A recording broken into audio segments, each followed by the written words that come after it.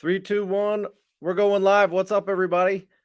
It's Tyler with Hook Sets Are Free. Hope you guys are having a great Saturday night. I believe it's Saturday, is it not? July 22nd. I'm about 10 minutes late to the stream tonight, so I do apologize for that. My children have been down for over an hour and have not been asleep. So I was just putting them back to bed a couple minutes ago, but hope you guys are doing well. Douglas Wagner in the house here from Debo Stream. I appreciate that, dude. Same with you, Mr. Higgs. What's up? Appreciate you guys joining in tonight. Same with Lucas. Right on, guys. Cheers. Happy Saturday night. I'm drinking a little bit of bourbon tonight. Not sure if you've ever had the Pinhook series of bourbon. It's pretty good. It's a little bit high rye, but is tasty nonetheless. You know, this is one that I stumbled into from my brother's bourbon podcast, Beneath the Char. Got to know the guy who is the master blender for this place pretty well, and kind of made me fall in love with the idea of this place. But as I've been comparing this to other things, it's not exactly my preferred bourbon in terms of flavor profile, but it is very good, especially with a clean palate when not doing a blind tasting or anything like that. So for everyone drinking or even not drinking tonight, cheers. Hope you're having a great Saturday night. You guys are starting to show up. I appreciate that. So Brendan, we can certainly talk about those. We will talk about some of my favorites just in general, not necessarily what's been most productive for me so far this summer, because it's been such a weird summer for me so far, but we will get into talking about some of my top picks for summer fishing and why. Riley, what's up? Good to see you, Riley. Hope you and your family are doing well. Thank you very much. Matt in the house. Yo, yo. Mark. Yo, yo. Mike Christian, first timer. Appreciate you. Welcome. For all of you guys who are first timers, please hit the subscribe button. I do go live about once a week, sometimes twice a week. And I love to talk all things bass fishing and fishing in general, but especially fishing tackle.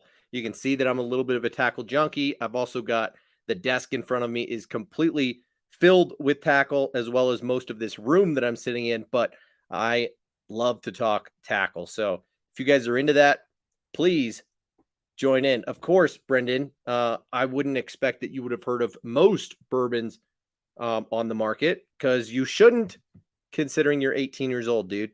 Tom Mix, still alive and well. Right on, dude. Wild Turkey 101, that is a great bourbon. I also like to drink my bourbon neat as well. MD 2020, right on, dude. Tackle avalanches. Yeah, that's what I'm sitting amongst. I'm about to get swallowed up by this avalanche, dude. It's what it feels like. You know, half of my table is piled up like yay high and could just come pouring down at any point, but that's okay. You know, a lot of the stuff that I unbox each and every month doesn't end up making its way into my boxes right away. So I've got a bunch of that still going on. You know, I have one of the Spro Chad Shads still sitting here. And, you know, even the DRT Tiny Clash, as well as the things that I just opened last week from Discount Tackle in the Vision 95 and the little Vibration X, whatchamacallit, from Megabass. But got all these baits sitting here, plus a bunch more, right? So regardless, I hope you guys are all doing well. We're going to talk about some tackle, some of my favorite stuff. 505, I have not tried it out yet, but it is also sitting here. I definitely like the concept, but have not had a chance. I only got out fishing once this week and did not bring any of the new lures with me. So no, haven't fished it yet, but I am excited about the concept still. an inline swim jig, if you will, inline spinner bait slash swim jig. It is just a swim jig with an inline spinner attachment to the front. So really cool deal here. We've got a nickel and white blade. So a little reduced flash, but tons of thump. And because of this very heavy duty wire guard, it is supposed to come through cover very, very well. So I'm excited to give it a try, but have not just yet. So fill me in, Mr. Higgs. Which BFS baits are you talking about? Because even still, this little dude here is sitting at 3/8 of an ounce. So not BFS, but Megabass BFS. Do tell me which baits you're talking about. Obviously, Strike King just released that whole series of hard baits that is on the BFS side under the name Bitsy. And I will give those a shot at some point. And I'm happy to talk about BFS as much as you guys want to. Somebody was asking last week about, some of my favorite BFS baits. And so I did make a point to bring down, my BFS hard baits box. And we could go through some of these baits again. A lot of them are jerk baits. Some of them are crankbaits and topwater poppers and things like that. But the one bait that's been getting it done the most for me this year on a BFS setup as well as on a drop shot just has been the Strike King Baby Z2.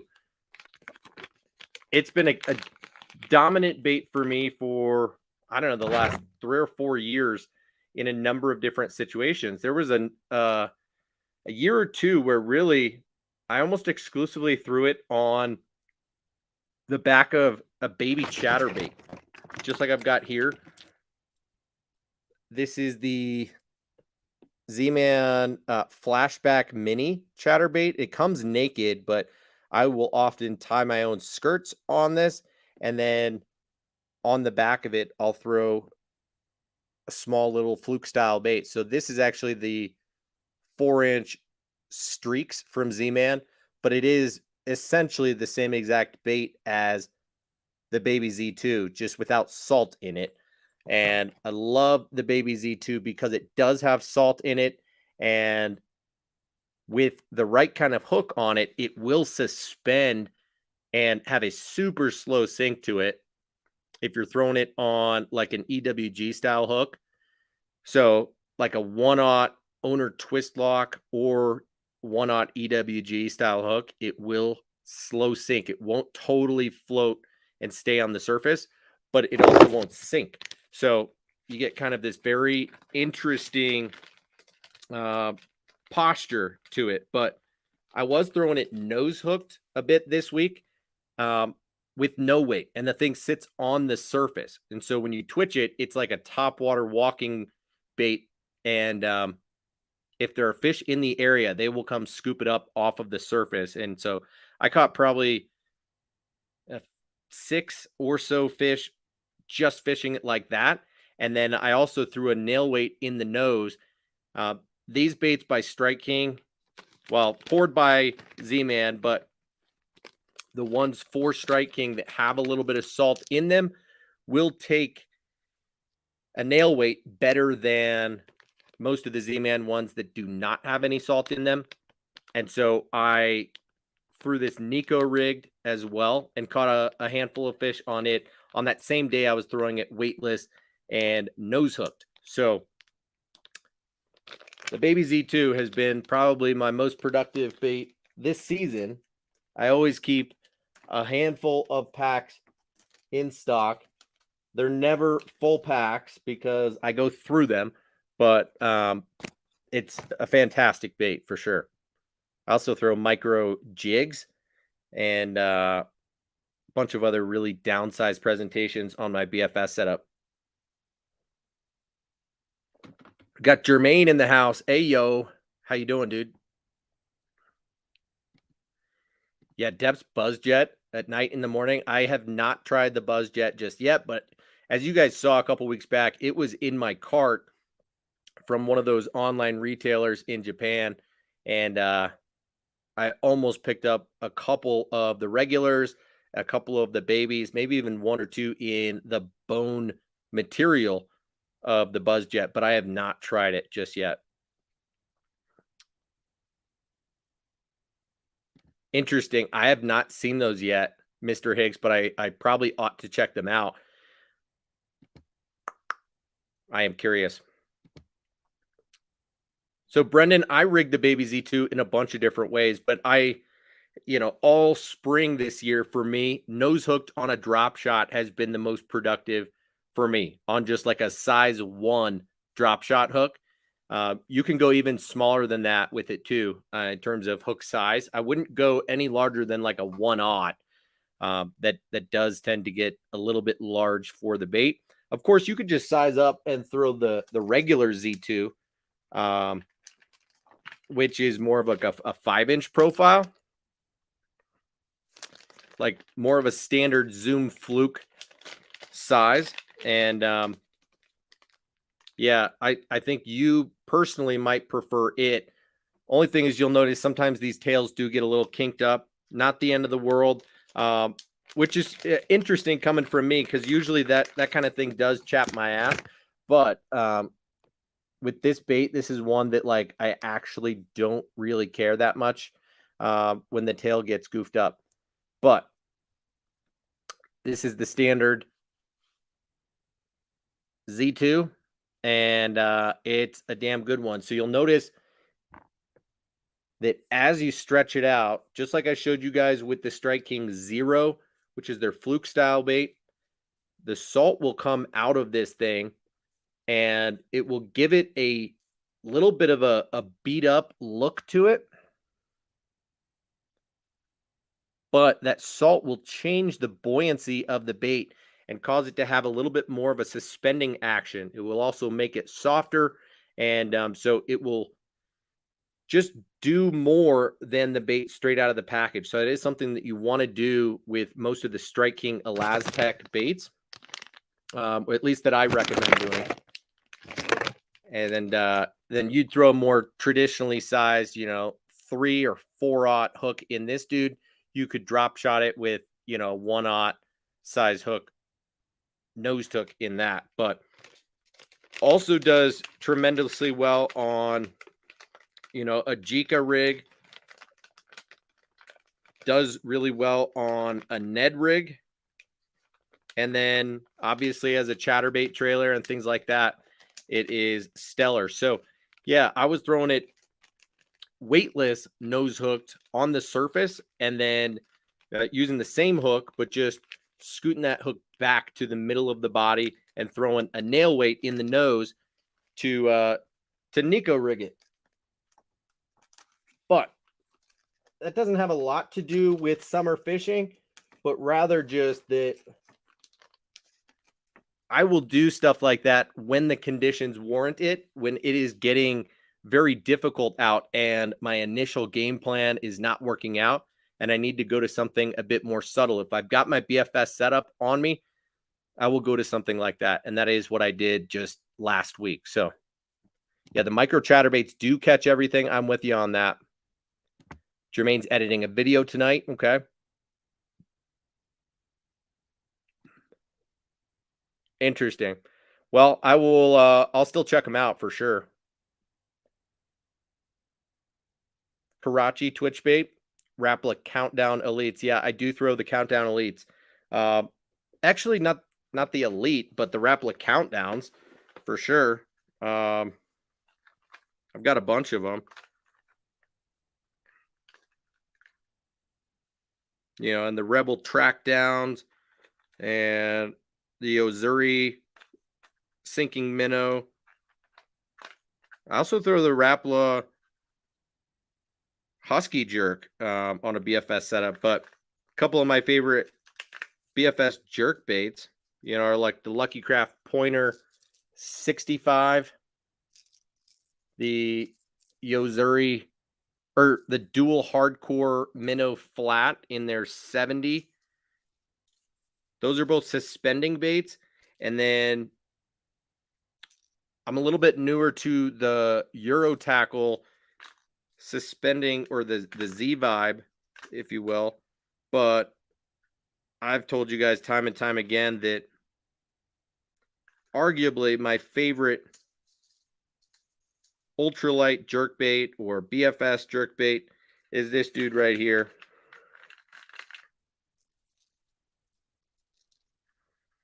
The sorry. I'm just blanking right now. This is the Dynamic Lures HD Trout.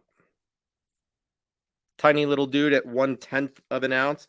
I usually carry it with me in, like, I don't know, half a dozen or upwards of 10 colors. And it's mostly a trout bait, but smacks them. It's a sinking jerk bait. So we don't need to talk about BFS the entire night. And in fact, let's move on to talk about what I titled this video in terms of, you know, best summer fishing techniques and or baits. Brendan says, what is everyone's least productive, less productive summer lure? I can't think of anyone that's actually bad in the summer. That's a good point, because you can find both aggressive fish up shallow as well as you know, sluggish fish that are out deep. So you're going to get a quite a mix where it's not really quite like the rest of the year where the fish tend to be doing one thing in particular. The summer is the time when they all kind of choose to do their own thing. And so, yeah, least productive for me. Well, because I fish shallow water, it's probably cranking, but also because I put the least amount of time into cranking because I fish a lot of grass. So, you know, there are certain crankbaits that make more sense for me to use around grass, like, you know, the Hybrid Hunter or the 6 Sense Swank or the Lucky Craft BDS series, or just wake baits in general. And I do throw a lot of wake baits. So that was one that I wanted to talk about today, is the wake bait. You know, I was going to go in order of like top to bottom, but doesn't quite matter. I wasn't going to go top to bottom in terms of like my most productive to least productive, but top of the column to lowest. But I would say a wake bait is right up there for me in terms of a most productive summer fishing lure. And so, you know, historically for me, if I'm night fishing, I will throw like a rat or a crawler style bait. And, you know, it's not been until the last year or two that a bigger rat has been something that I've actually had the confidence to throw. So I usually size down and throw something more in the 1 ounce range. Like this is the Spro Rat 40 size. And you'll see it's lost its tail, but probably caught over 100 bass on this particular lure. I did tie a marabou feather treble to go and to match this bait, also kind of downsize the presentation, but mostly because I had glued that tail in there after it came loose after a while. And so it has been a challenge, let's just say, to get the tail out of there that is glued in. I could drill a hole in there and remove it, but the toothpick section that holds the tail in there is out. The toothpick, it's hollow, but there's still that resin from the tail itself that's in there. So a rat is one for me. I'm not big on crawler baits, but like the Savage Gear bat was productive for me a season or two ago. This is a pretty traditional crawler style bait that you know, For me, both of these baits, the rat and the bat or crawler, are done best on a super slow retrieve, right? Because of the commotion that they make and the action that they have, I think they're best on a very slow style retrieve. But the most productive type of wake bait for me is just a standard waking or barely subsurface style wake bait. So this is the Strike King KVD 2.5 wake, which over the last handful of years has been super productive for me.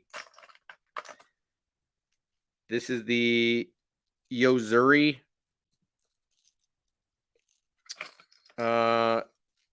same type of wake bait. This is the Berkeley Bull wake, I believe it's called. So all of these have very similar bill angles on them.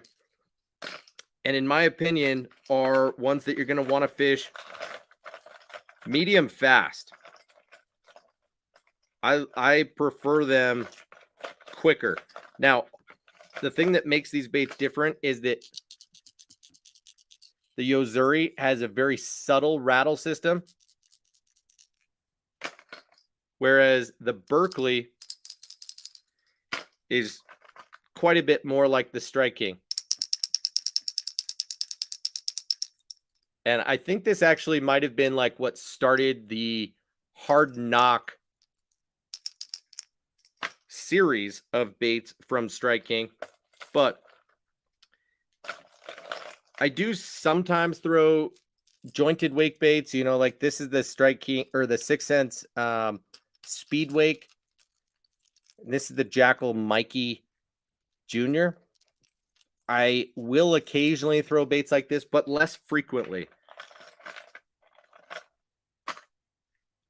And then newer to me, and baits that I don't throw as much just yet, are like the Megabass Eye Loud. I believe that's what this one is.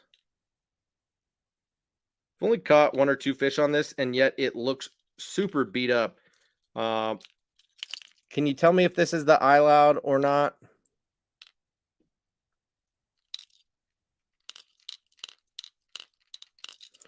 And then this is the Nishini Lure Works Abino in the floating model. They've now released this in other sizes and different sink rates, but this is the 110F.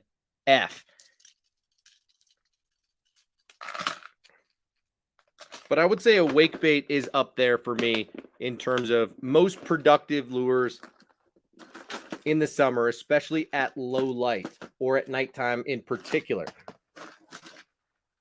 I don't do quite as well on topwater walking baits, but that's because I find it to be a little bit of an in-between type of presentation for me. And I just would rather either cover more water and move more quickly or cover less water and fish targets with a popper. So if I'm trying to cover water on top, I'm either throwing a whopper plopper or a buzz bait the vast majority of the time. I do prefer like the 110 size plopper, and I keep it relatively simple in terms of colors. Never feels good to hook yourself. Or I'll throw a buzz bait, especially if I'm fishing more high percentage areas, but still trying to cover water. If I'm paralleling banks, if I'm fishing near docks, overhangs and things like that, but I'm still looking to move quickly, then I'll use a buzz bait.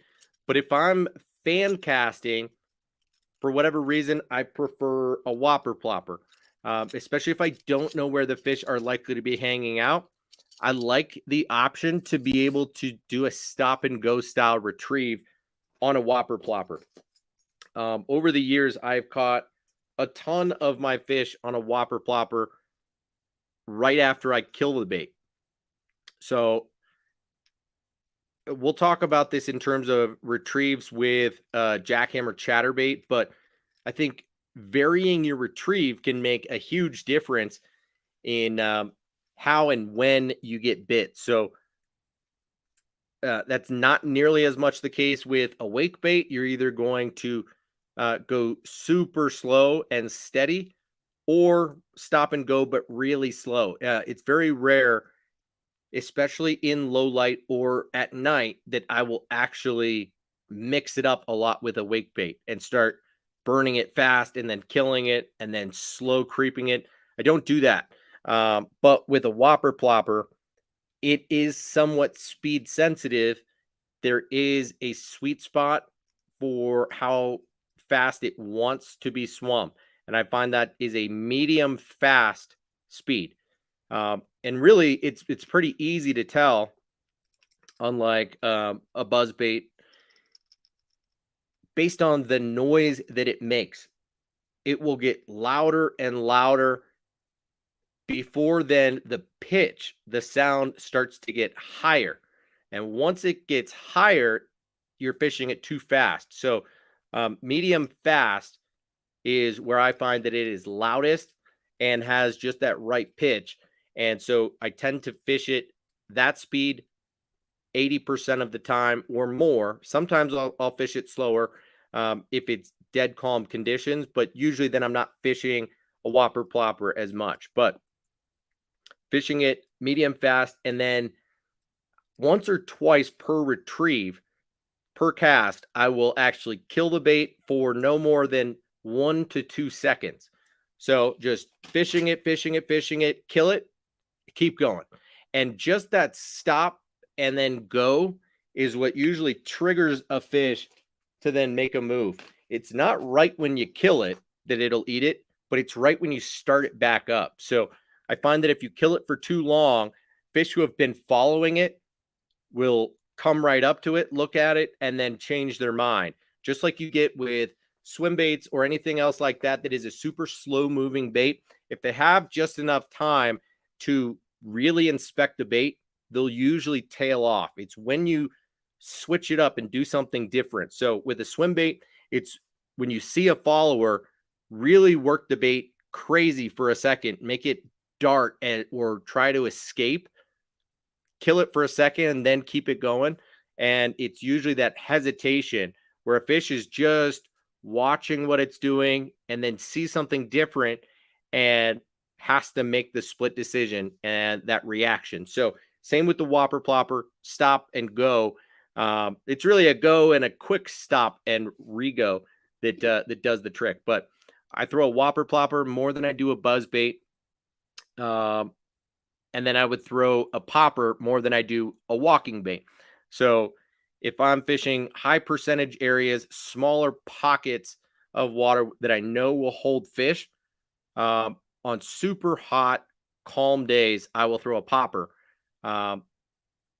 And I've had a few days each of the last couple of summers where a popper has just whacked them. Absolutely been the deal. And so it's kind of always on my mind this time of year, especially when it's hot. But fishing a popper on usually a spinning setup with, braid to like a 12-pound mono leader is what gets it done for me. And I'm not super picky about the actual popper. Like I've been mixing it up a lot the last handful of years, but fishing it on a pretty methodical and slow retrieve is the deal. So casting out there, letting it stay, so that whatever fish it kind of scared away that were hanging out there or roaming might actually work their way back before you start retrieving the lure, makes a big deal. Because if you cast it out there, it splashes and you start working the bait immediately, I find, especially in calm water, that it does kind of spook some fish. But if you let the ripples dissipate, if you let the fish forget that the bait's there, and occasionally, maybe if you were to have a really productive day and catch 20 on a popper, you might catch 1 or 2 of those fish shortly after the bait hits the water, where they actually can see it coming it hits the water, and then they go over and just grab it. They think it's a bug or something of the sort, or a fish jumping out of the water that was getting chased by another. But I don't tend to catch a lot of fish right after a popper hits the water. It's after waiting 10 seconds or so, then reeling up the slack and blooping that thing, more so than walking it. There are some poppers that I will walk, but usually I'm just blooping it on a single or double type of retrieve. So 1, 1, 2, 1, 1, 2, or sometimes just singles the whole way back. I find that that can be a little bit annoying for me. So oftentimes I won't work the bait all the way back to me. Um, just maybe half the way back, maybe 10 to 20 pops, because it's torturous to fish one cast for more than 1 or 2 minutes at a time. Frank says my favorite wake bait is the Spro Zero Minnow. That's a relatively new bait on the market. That is one that I have not tried myself. But it's just a jerkbait body with a wake bait bill, right? I'm a little bit curious to try it, but have not yet. 505. I do not use the man's baby minus my baby one minus. I know that Jermaine does for sure. That's what he grew up fishing. That is one that I just haven't chased down myself. And so no, I actually don't have it, but there are a couple of other baits that I've picked up recently. You know, the OSP SSR. I've picked up a couple of those dudes as of late. And so there are definitely some wake baits that and super shallow diving crankbaits that I'm looking to dive into more. You know, I didn't pull out my shallow diving crank box. In fact, I don't know if I have it sitting right here right now. I've been pulling stuff out of it more recently. No. It's across the room right now, but you know, the waddle bats, of course, this is the BFS version, the baby bats, but the waddle bats is an awesome shallow diving crankbait. I don't throw a ton of crankbaits because they tend to get all mucked up more so than hung up for me personally, right? But it's just a my bodies of water type of thing. But I know that that's going to evolve over time, especially as I get off of the bank and into a vessel of some sort. I will probably become much more of a cranker. So I have gotten more into swim baits over the last couple of years and am starting to employ them more. So I'm not opposed to diving baits, but not necessarily in my wheelhouse or what I tend to recommend first and foremost this time of year when the grass growth is at its highest.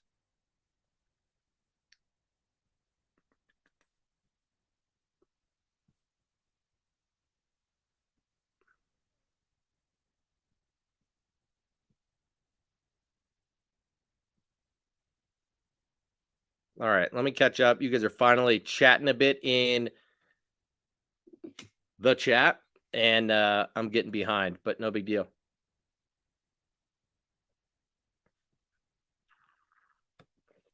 All right, so first glass of bourbon is done, so I'm going to switch over to a brewski, and then I'll go back to the bourbon.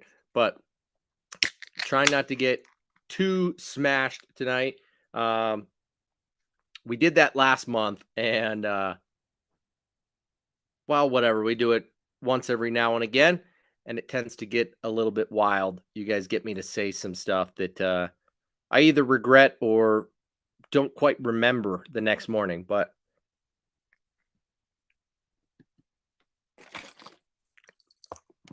I didn't. I already showed it, dude.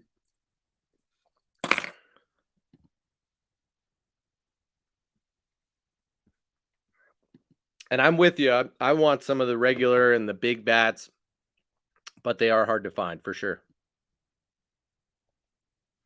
a Fluke, a 10-inch worm, and a walking bait. Interesting how, it's a little bit different everywhere. I don't throw a walking bait or a 10-inch worm all that often, but I do throw a Fluke. I was going to talk about the Fluke. I suppose we could just jump right to that because we've talked about Topwater. In particular, for me, I'm throwing either a whopper plopper or a buzz bait, and then a popper, and then a wake bait if I'm wanting to bulge the surface, if I'm wanting to sometimes slow wake, but really wanting to bulge or barely break the surface, and have that crankbait or wide wobbling type of action, and just a different profile. I do love a good wake bait. So after that, as we start going a little bit subsurface, I will throw a Fluke a fair amount, in the spring and in the summer. Shoot, and in the fall, whatever. It's a year-round bait. Now I still throw a Zoom Super Fluke more than others, right? On like a 4-aught Gamakatsu Superline EWG. I've been meaning to try a handful of other Fluke style baits, especially. Now, I've got a couple packs of them in the car, so I've been like telling myself I'm going to throw them, but the Depths Sakamata shad is one, and then the DRT VTS is another. Those are two baits that I have really been meaning to try, but have not quite gotten around to. But I don't know why exactly. I guess it's just because I'm not super confident in the best ways to rig and or fish them. And I've been pretty limited on the amount of time and the number of times that I've been able to get out this year. So I haven't done like a tremendous amount of new experimentation. Plus, there's still so much that I've picked up new in the last year or so that I have been doing a fair amount of experimenting, but I also do want to catch fish on stuff that I know will catch fish. And so I find myself resorting to those things after I've experimented for, say, the first hour or so that I'm out.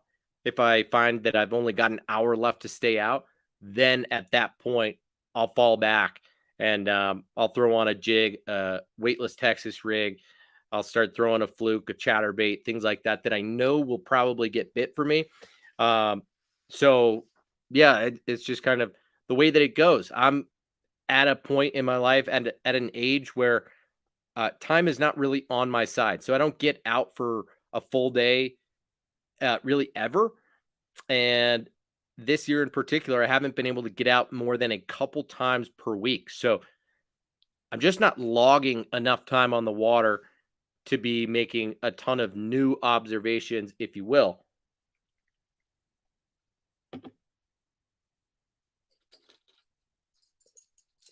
I did catch a couple with the Chapo earlier this year. I'll say, man,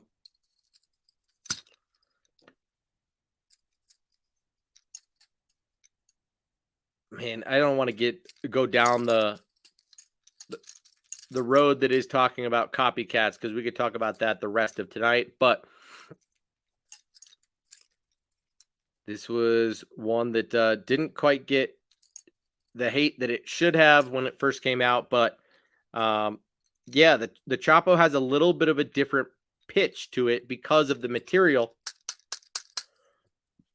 being so much lighter duty and thinner walls of plastic than the whopper plopper is, and the tail not being flexible. So it's more rigid of a bait, but more fragile. It has a higher pitch than the whopper plopper. It still gets it done, but yeah, I prefer the whopper plopper over the Chapo. But let's move on.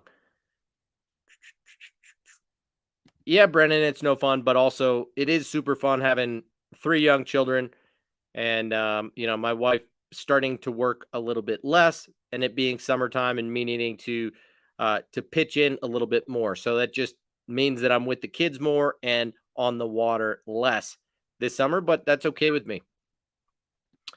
Um, yeah, I don't use the Chapo a ton, but I use it in the 75, the 105. Occasionally I'll throw it in that 120, but I don't like the 90 size in either of the baits all that much. So next, and sorry, Brendan, I'm not going to talk about cranking all that much, but subsurface, I really like to swim a bait and control the depth in the water column. For me, I like to fish in that 1 to 3 feet below the surface of the water. So for me, it's either a swim jig or a chatterbait a large portion of the time. And you could take your pick, right? Everybody's got their favorite when it comes to a swim jig. For me, these days, it's the evergreen grass ripper. I don't have a lot of them on hand right now, but here's what she looks like. It's like $6 or $7, so it's a relatively expensive swim jig, but not overly so. I do really like the 6 Sense Divine swim jig. I like the dirty jigs. Not the California, but I forget what they call their kind of standard, or maybe it is the California swim jig. I think their no jack has a beefier hook on it, but the California swim jig still has a really beefy hook on it. But I think the grass ripper to me has just the right head shape and a great hook, and then the same hook keeper system that the jackhammer has. So it's a stellar swim jig. Now, occasionally I'll play around with like the Daniel T special, and not necessarily always throw the Uoze swimmer, but I will play around with a swim jig and add my own blade to the bottom of it, because I don't throw spinner baits all that often, especially in the middle of the summer. But I will throw an underspin blade on a swim jig from time to time. But I like to throw a lighter swim jig either in a 1/4 ounce or in a 3/8 ounce. And that is kind of my my preference, because I can control the depth so much more. And I find that the type of trailer that you use matters a lot. One, to control the depth at which you're fishing, but also just depending on what the fish want. And I noticed it in a few specific instances this year. So on a swim jig, I found that the new what was it? This dude right here. So this is like the Missile Baits mini swim jig, right? With their newer trailer, which is the Mini D Chunk. Awesome little pairing here. I've gotten eaten on this twice now. Small profile, good hook on this. So I do love this jig, but I find that this trailer so far is not necessarily my favorite or my fish's favorite. It looks like it pairs up so great.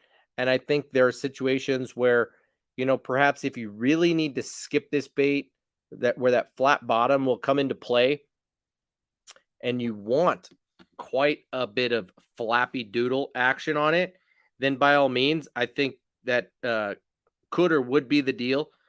But for me, a lot of my fish prefer a more subtle type of action. So either just a standard boot tail swim bait, or something with a tighter kick to it. So like a Rage Menace grub, or a Z-Man goat, or even a baby goat on a swim jig like this would be a little bit more appropriate. And still give you that that lift that you're looking for, but I find that a swim bait is usually what my fish tend to want, at least this year. And then after that, I do throw a chatterbait a lot. And in my limited experience in playing around with the spunk shad as a trailer, it's actually not my favorite. For reasons that I just mentioned, I do throw a 3/8 ounce jackhammer 90% of the time. Um, and then the other 8% of the time, I'll throw a half ounce. And then maybe 2% of the time, am I actually playing around with a 3/4 or a 1 1/4. It's just so rare. But I'm throwing the 3/8 most of the time because I can control the depth at which it's fishing so well. And I don't fish super deep water. So what I've found is that the spunk shed makes the bait run really low or forces me to fish the bait a lot faster than I want to. Um, so yeah, this bait with this trailer got fished like a couple times before I realized, wow, that is not the deal right now. I need this to be running shallower. I got to switch up the trailer, and I didn't just want to blow this off. I've kind of always have spares in my box, so I didn't rip that trailer off right away. But um, yeah, even a diesel minnows swim bait will work better for me in terms of controlling the depth. But something like a Z-Man goat, something even just like the Yamamoto Seiko, um, most other things, and of course, most um, flappy style trailers will work well at giving you extra lift on a chatterbait. But I gotta say, the spunk shad kind of underwhelmed me in terms of how much it wanted to keep the bait down, and when I was not looking for that. So I don't know if you guys have had the same experience or not, but tell me. Little Dipper is great for swim jigs. I hear you there. I believe you. It's just Little Dipper and the Easy Swimmer. So Gambler and Reaction Innovations do not use clamshells. And like I kind of mentioned earlier, that kind of chaps my ass when I open the package and see that more than half of the baits just have a tail that is completely kinked. Um, it might be in my head more than it is anything else, but it bothers me, and I personally don't think that the baits all swim the same. So, yeah, I have something against that just a little bit. Sorry.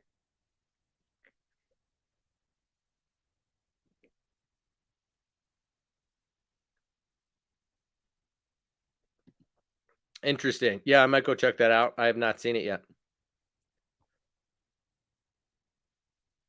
Yeah, Swim Senko is a sleeper. That's one that I don't talk about a lot because I haven't used it a ton in the last season or two. Um but yeah, the Swim Senko is underrated for sure, especially in the 4-inch.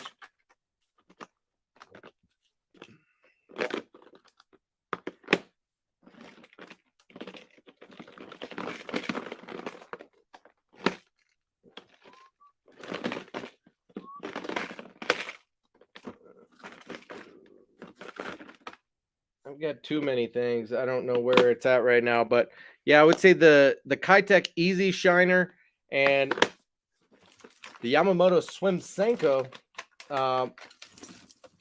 don't quite get the love that they deserve.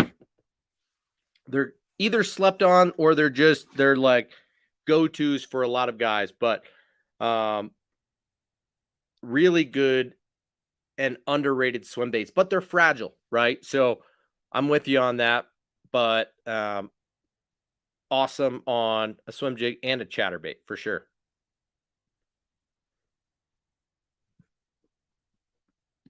3/8.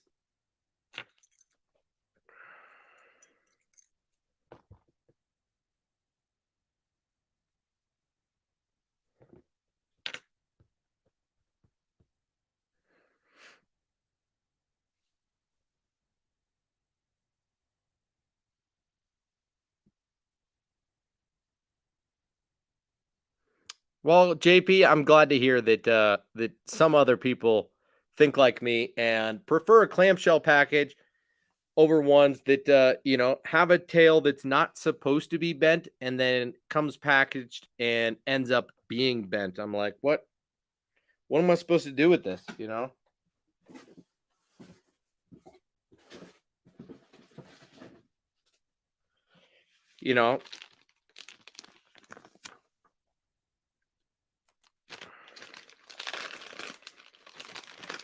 so we could just pull out like a few, right? And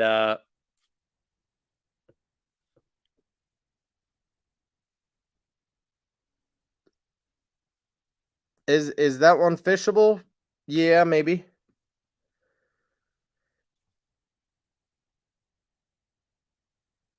Yeah, maybe.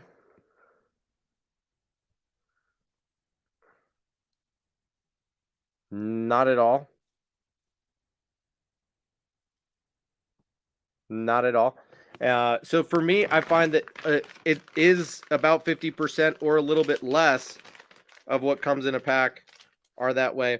And I didn't think about the fact that I was going to get the most garlicky hands just by whipping out these baits to do this fun little experiment. Not at all. So we're 2 for 5, 2 for 6,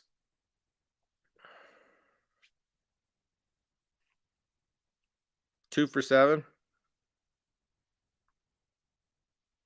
2 for 8, maybe 3 for 8. That one's good. So 3 for 8, maybe 4 for 8. And I find that to be somewhat standard. And it's like they've got them lined up in the bag like they're trying to preserve them. So if you just throw them in here the way that I just did and just toss them back in the bag, then you're definitely screwed for later, Like they're those tails are smashing. And that bugs me.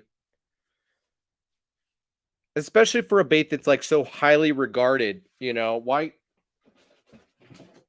can't you go out of your way, even if it's a little bit inconvenient to make clamshell packaging that is going to be inconvenient for everybody. For you, it's extra cost. For us, it's extra cost and it's extra room in our bags and stuff. But then guess what? When we pull a random one out of the pack, not only is it fishable, but it looks right. Straight away.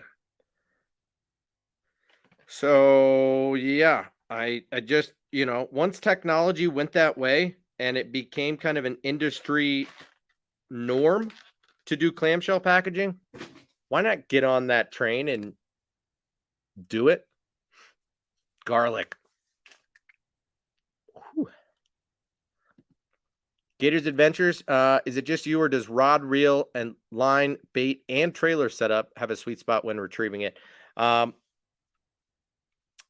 Okay, so yes, that does make a difference, but I would not say in terms of diving depth quite as much. Maybe line, but not as much rod and reel. Um, Trailer, I think, really is going to affect the diving depth, along with obviously the weight of the chatterbait itself. But a horizontal or flat bait that has more of a kicking style action or a paddle tail swim bait will give the bait more lift when retrieving it.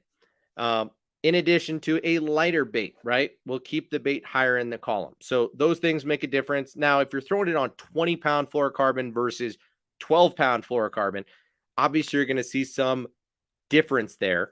But usually I'm throwing it on 14 to 16-pound fluoro. And so I don't notice a huge difference there.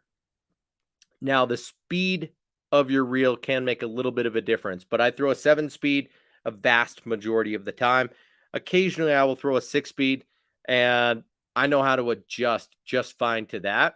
So where on a 7-speed, I'm retrieving a chatterbait at about like this, and then every handful or upwards of 10 turns of the reel, I'm going to pump it and do an extra fast one and make that chatterbait jump or dodge and do something different.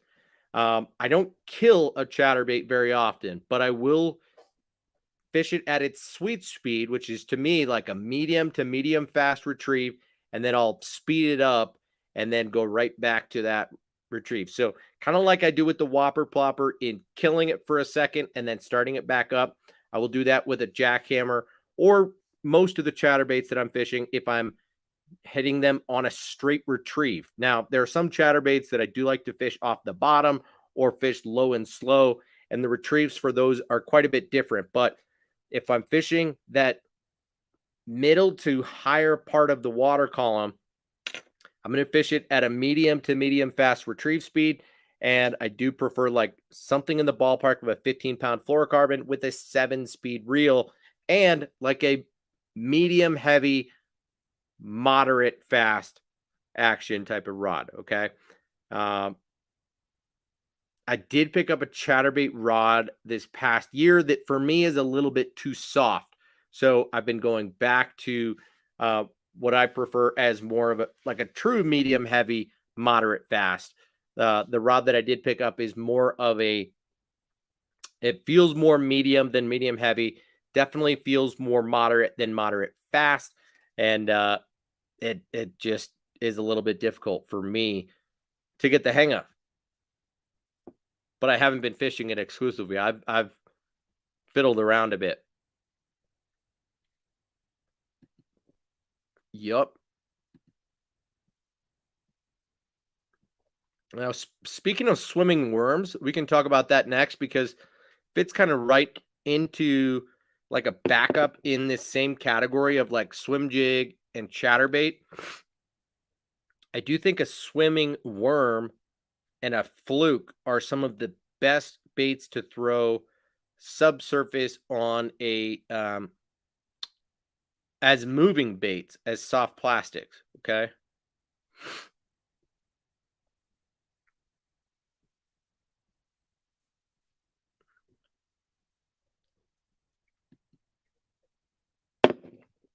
No, that was Gambler. That was the Gambler Little Easy.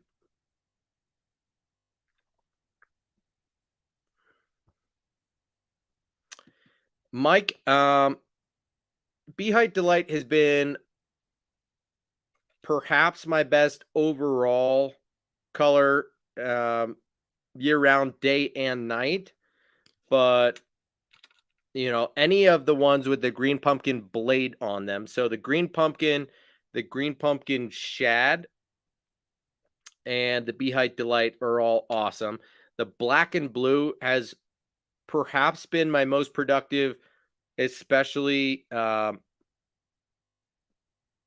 when night fishing in combination with fishing a wide variety of bodies of water. So if you're going to be mixing up the water clarity and you're not always fishing clear water or necessarily around just bluegill, then yes, the black and blue is an awesome one to fish. And if you're fishing in bodies of water that have a lot of shad, then yes, I would throw just a straight white, just the pearl white with the silver blade. But those are like my main go-tos, but I do throw a bunch of different colors in the jackhammer. So just to keep it simple, I'll just throw those 5 colors at you. But feel free to hit me up separately if you want. We can talk about all different colors. Yeah, Bruce, that's kind of how I feel, and I don't remelt my plastic. So yeah, for me, it's just like in the trash or in giveaways if someone else is going to do something to them.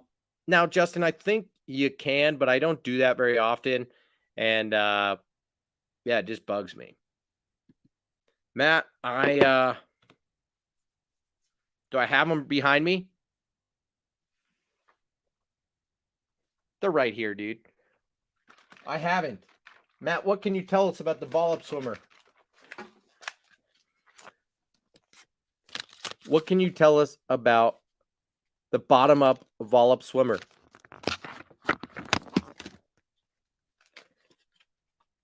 It looks like, just at first glance, it looks like somewhere between a Gancraft Bariki shad,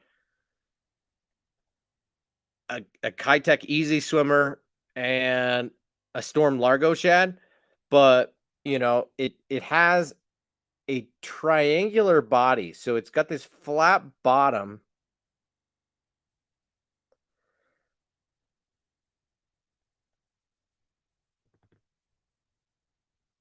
And it has a pretty subtle kick that reminds me more of like the Largo shad, right?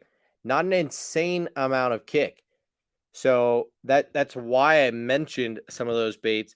It definitely less kick than what you get with like the Easy Shiner, but just that profile overall looks a lot like the Easy Shiner, but not necessarily the build of it. So, what can you tell us about the bottom up Volop swimmer, Matt? That's another one of those baits, like the Bariki shad, that I've been meaning to put more time into, but just haven't been throwing a lot of plain soft plastic swim baits, you know?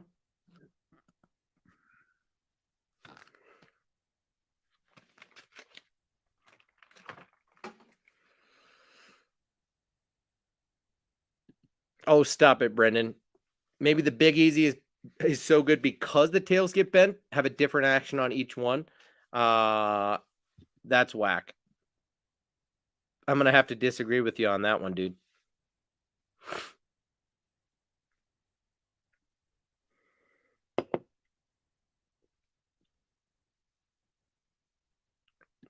Dude, that's pretty sweet, man. Sounds like a really productive day.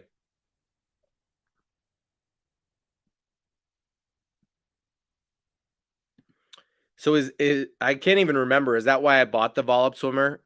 Is it supposed to excel in shallow water and fished either weightless on a super light weight?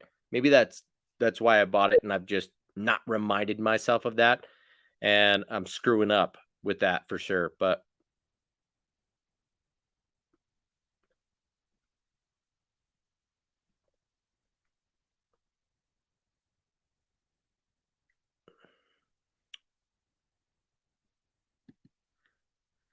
yeah, I just again, I don't go way out of my way to do that all that often. I like with the mess that I have, um, and the excessive amount of tackle that I have, if I find that I've just got stuff that's bent to shit, to me that it's kind of worthless and not worth going out of my way to fix and then have just get ruined again.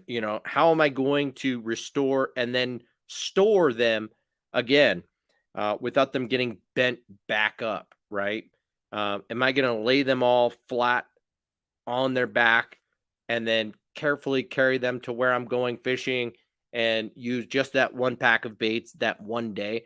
Uh, no. And sorry to say, but Gambler would have more of a customer in me if they went out of their way to take care of that up front and allow me to just carry their pack of baits with me as an option that day. And when I happen to tie it on or thread it on as a trailer and it gets bit, that then as it wears through, then I thread another one on.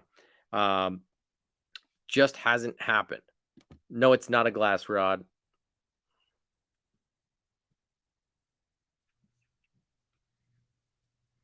I don't throw glass rods really. Not cranking or chatterbaiting.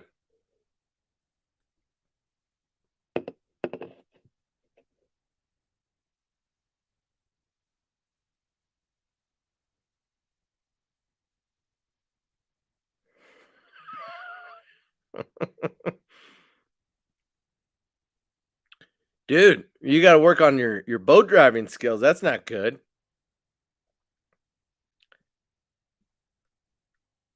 Or are you saying you were the good guy and there's a whole bunch of D-bags out on your lake?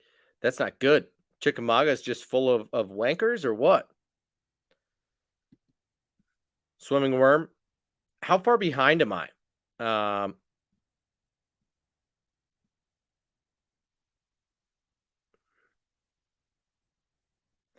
Heavy action, moderate. Well, heavy power, moderate action. Yeah, now that sounds like it would be appropriate. Spot remover is good, but a little bit clear for my liking. I would throw a swim jig in those situations for the most part. Oh, get out of here, Brennan.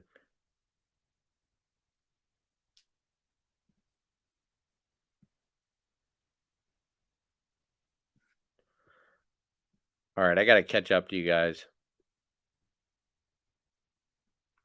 Yeah, you're absolutely right about that, Gators Adventures. And I used to do that a lot with Kitex, rage swimmers, um, other more standard paddle tail swim baits. Is I would throw them upside down on a chatterbait in order to keep the bait running more true, so that it wouldn't blow out or rise out of the water too much. But ultimately, I just ended up going to, either the Kitech Easy Shiner or the Z-Man Diesel Minnows in the 4-inch. It's a much thinner bait with a smaller paddle, and you just get a different type of action on it where it doesn't cause a ton of rise and doesn't interfere with the action of the bait. So part of it is the size of the paddle itself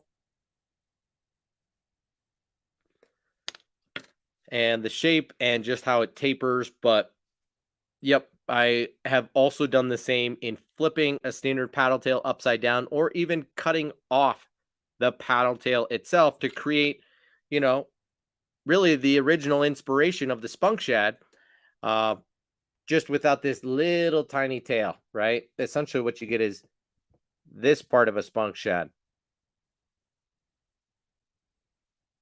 just without this little extra 3/4 of an inch of tail is what you get by taking, a Kitech or a Rage Swimmer and chopping off the tail itself.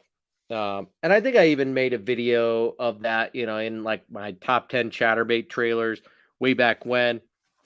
Um, I've showed you guys that before. So, I mean, shoot, I would show you right now if I had a pack handy. I'll show you.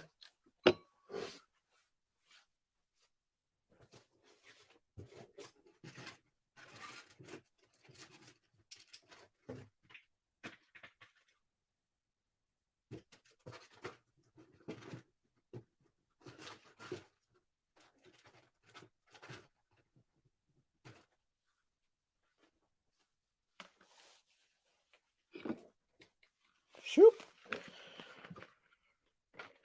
Oh, of course, there's Kitech sitting right next to me right now, but whatever. All right, so let's grab. This is a mix pack of the Rage Swimmer and the 4.75. And so what I would do is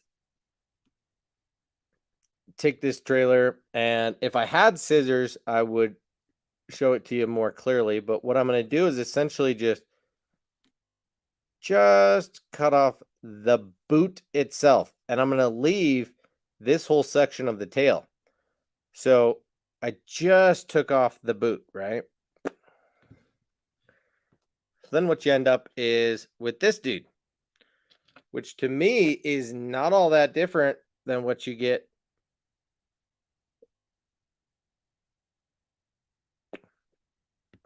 Look at that. I mean, if that wasn't inspiration for the spunk shad in the first place, I don't know what was. Now, of course, the taper is a little bit different on these, but this is what I used to do originally before something like the spunk shad existed. And it works great if you're not just going to keep the paddle tail on and flip it upside down. So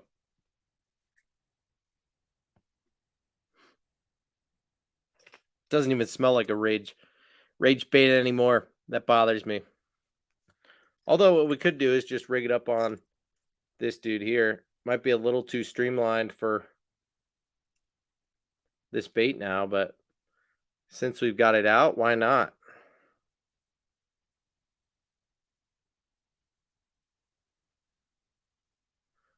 See how she looks up on here.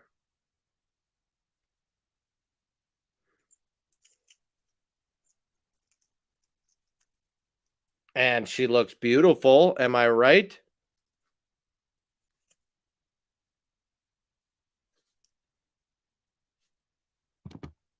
I'm not mad about it.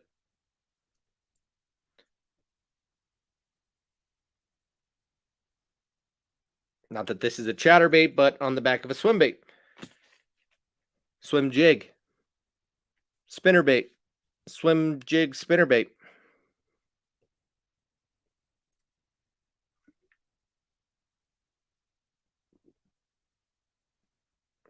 All right. Let me catch up to you guys a little bit. I'm sorry I'm so far behind. I think I'm just going to scoot on ahead.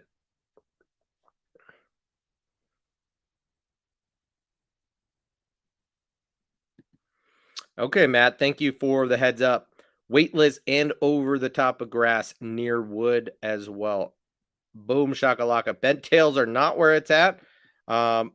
Yeah, go for it, dude. You want me to send you some bent tails? All good. Yeah, it'd probably be the same for me.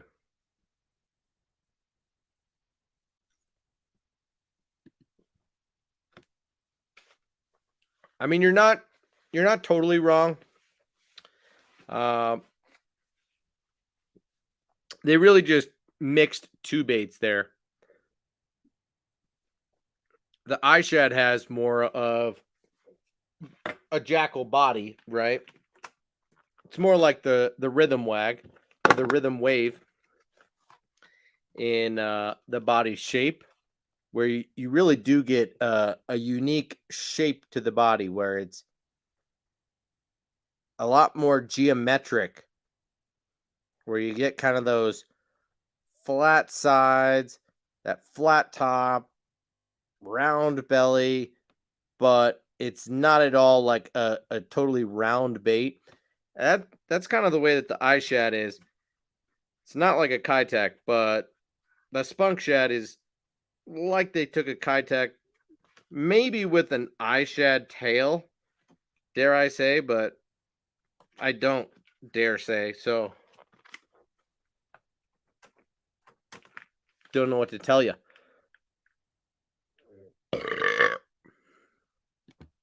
Well, dude, take it easy.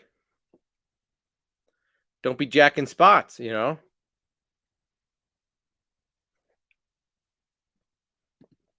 Yeah. I mean, that's kind of those are tough waters to navigate, you know, when people do feel entitled, when they do have money on the line, and when you're out there fishing for fun and just using the time that you can on a big popular body of water, you're going to get that from time to time. So that sucks. Don't know what to tell you.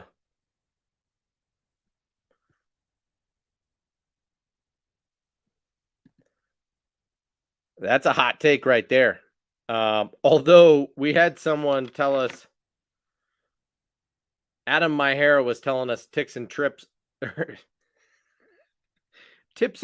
not ticks and trips, about a baby brush hog not all that long ago, about just all the different modifications that he makes on it. And yeah, I think I cut off the tails for, I don't know why, but that's an interesting take you got there, dude. That's pretty wild.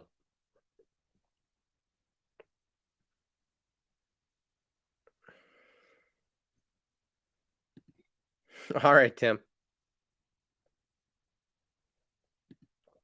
I'm with you on that, JP. Say no to bent tails. Yes.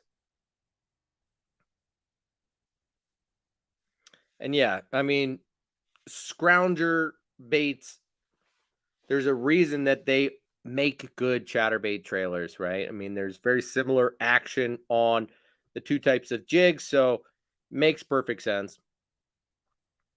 You know, nobody talks about the Jerky J anymore, but also makes a great chatterbait trailer. Doe Live Stick, yep. Okay, so no problem, Frank. You get out of here, dude. Have a great rest of your night. No problem. So as we move on from what I mean, I was gonna say throwing like a swimming worm or a fluke. So in my mind, the OGs are the Zoom Super Fluke or the Zoom Ultra Vibe Speed Worm. And of course, we all know Brendan loves the Magnum Ultra Vibe Speed Worm. I like it as well. Um, you know, it's a great bait. It's nice and fat, a little bit bigger profile, um, slightly more durability than what you get out of the standard Ultra Vibe Speed Worm, but you don't get the value out of it, right? This only comes 8 to a pack versus the normal Ultra Vibe Speed Worm, which comes like 15 to a pack, something crazy like that. So that's one of those things you'll notice about Zoom is that in their standard sizes, they can be very cost effective. And once you step up to the Magnum size or just like an unconventional bait that's either newer or doesn't sell as well, um, they're not nearly as cost effective. So you want to look at that, you know, especially when you're looking at like the trick worm and the Magnum trick worm or the swamp crawler or the Ultra Vibe speed worm. So the Ultra Vibe speed worm is a great one.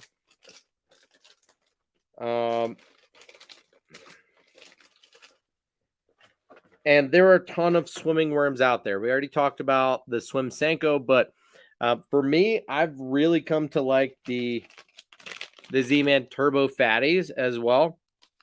I talked about this when I got back from Florida just a couple weeks ago, but just for the sake of comparison, I'll show you guys. These come only 5 to a pack. The Zoom come 8 to a pack, but take a look at the width there, or the girth, if you will. Take a drink. So the Turbo Fatties is actually like a little bit fatter than the Magnum Ultra Vibe Speed Worm.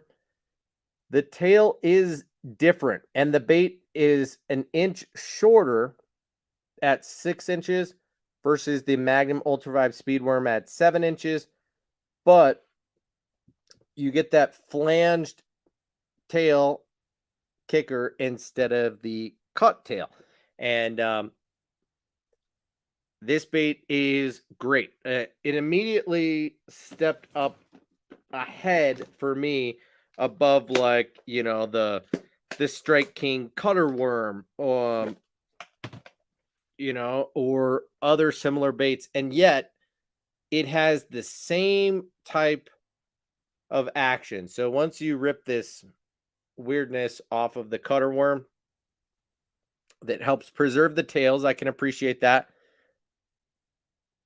You'll see that it is the same situation there, but a little bit more dramatic on the Z-Man than what you get on the Strike King. So the Strike King does have the flange, right?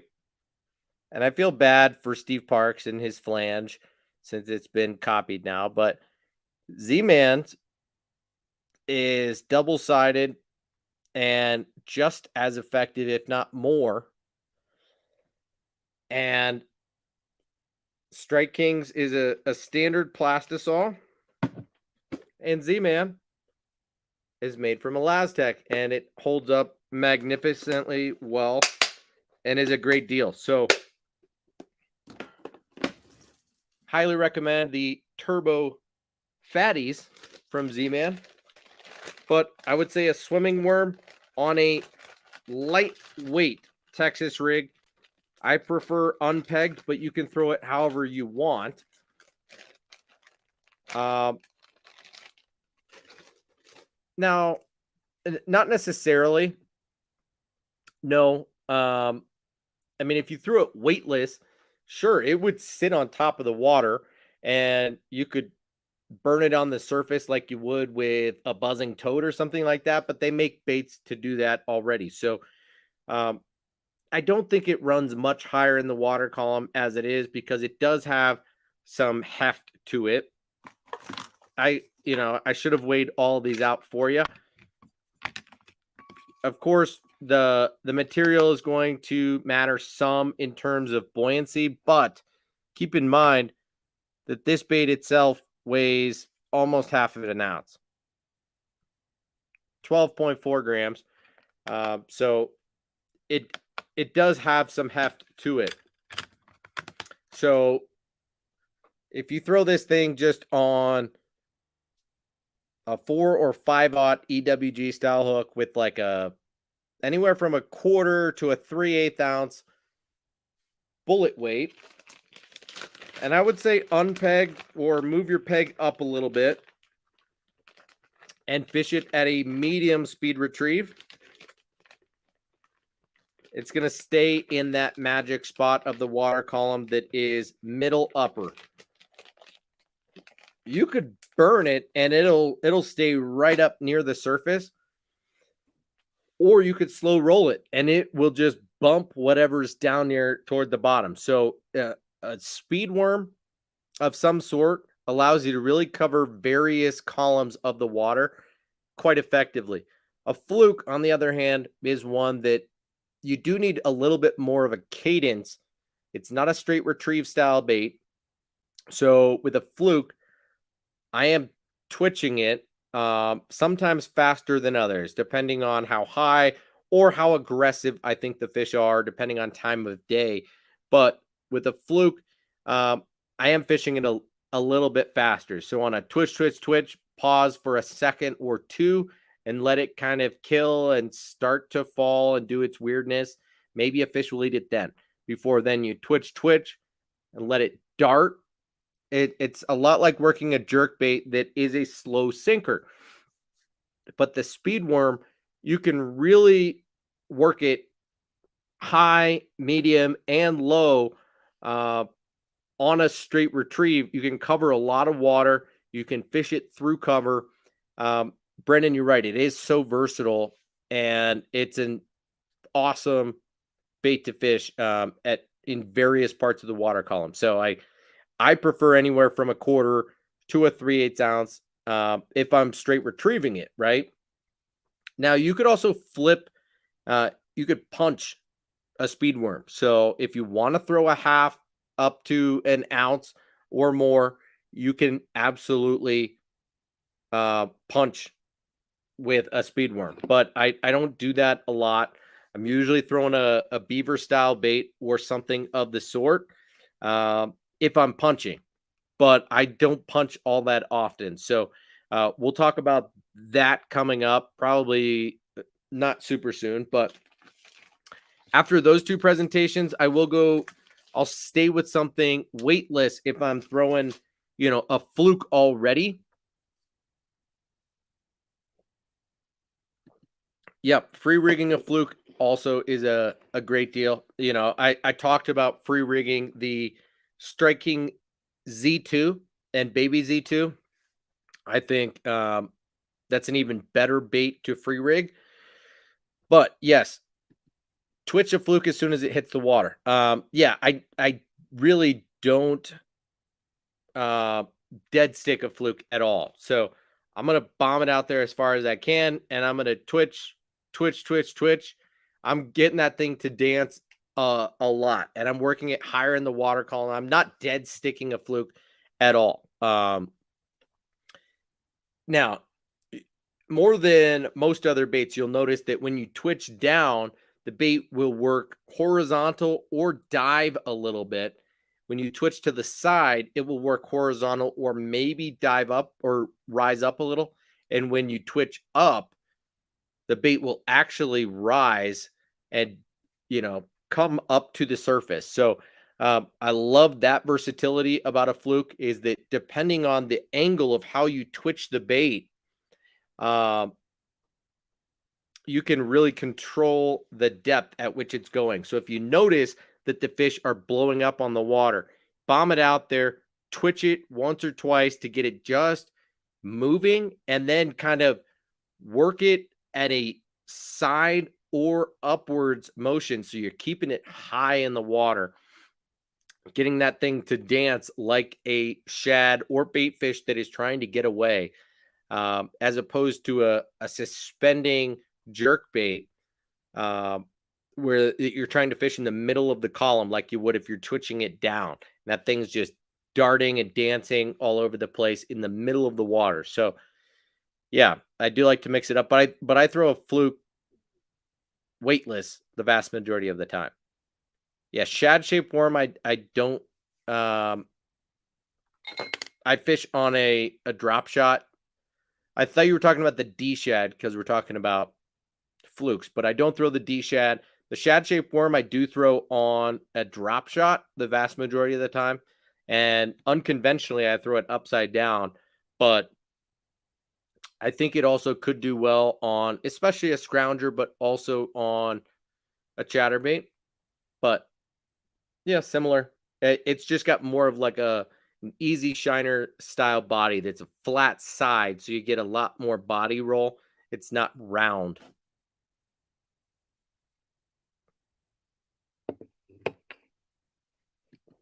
Dude, 1/16th. That sounds like not very much. I think my preferred is like a 5/16. Sometimes I'd go as low as like a 3/16. But again, my preference is to fish it either at a medium fast speed, high in the water column, or slower but lower. Yeah, 1/16 sounds pretty light to me, but who am I? Yep, great drop shot bait. Um, in fact, I've got this entire container of drop shot baits. And I could guarantee you that somewhere in here, I've got the shad shaped worm.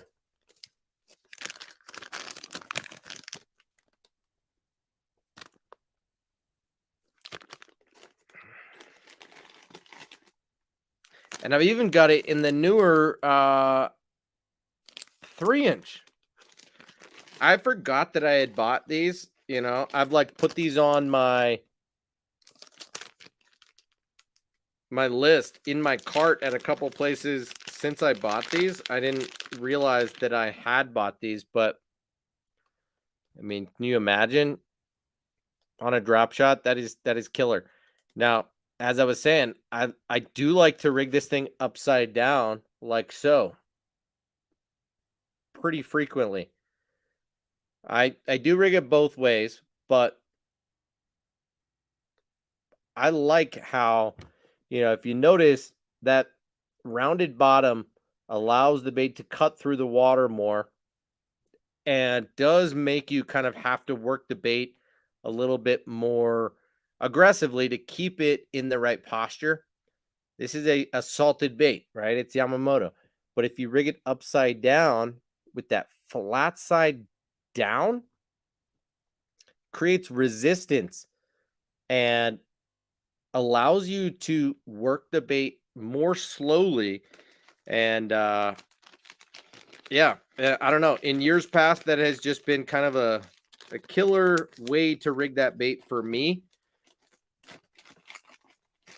But got a lot of good drop shot baits in here.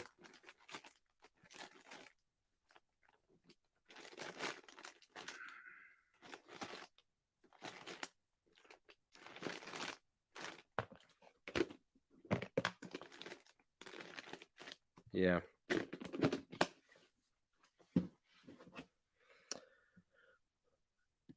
Yeah, exactly. I haven't tried the Whiplash Shad by X-Zone or the D Shad by Yamamoto. I don't fool around a lot with Fluke style baits. I don't.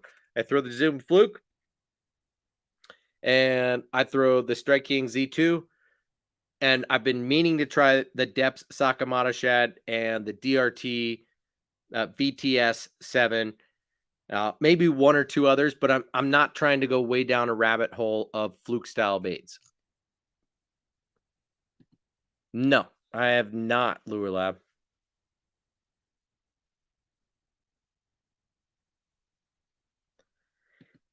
Yeah, Tim, you probably need to get into that. I thought the same thing maybe 3 years ago, and then I really went down that road, and it's been almost too deadly for me. I hate to say it because like it's not boring, right? I mean you're pitching it or you're casting it to high percentage areas where you know that fish are likely to be hanging out, and you will lose weights when you hang up and stuff like that. That's for sure. But it is so incredibly deadly. I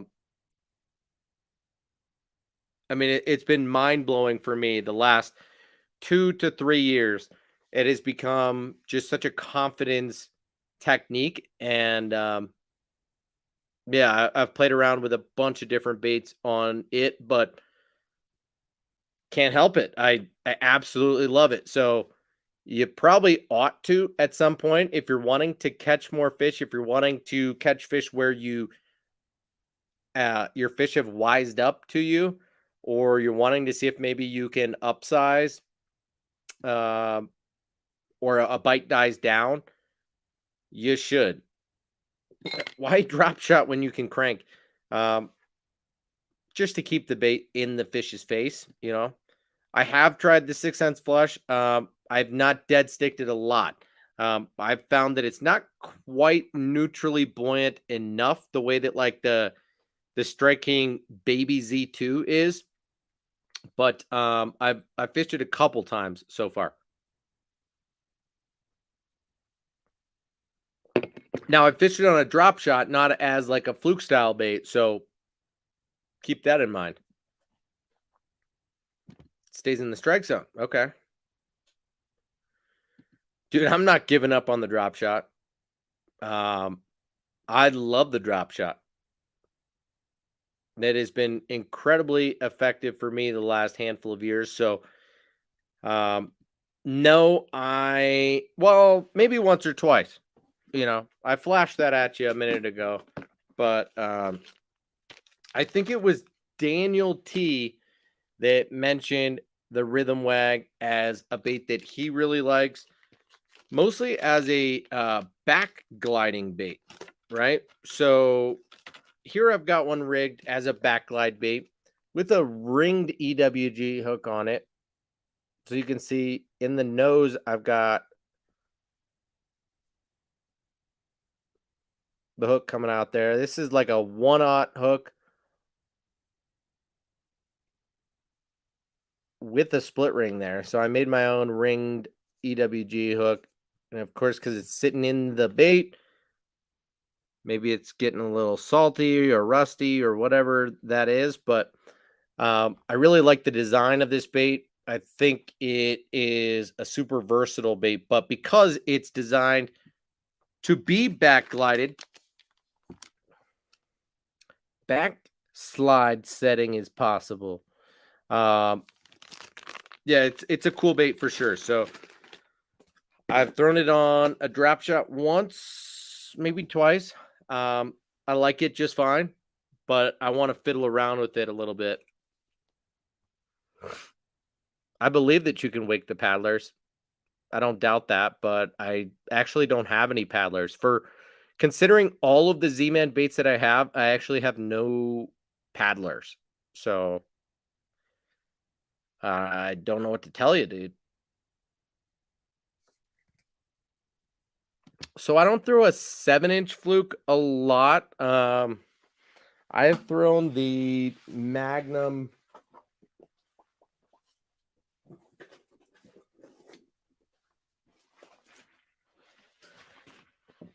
I mean, you'll notice that when I showed you the Sakamata shad and the VTS from DRT, that those are both 7-inch baits. So it's not like I don't throw them, but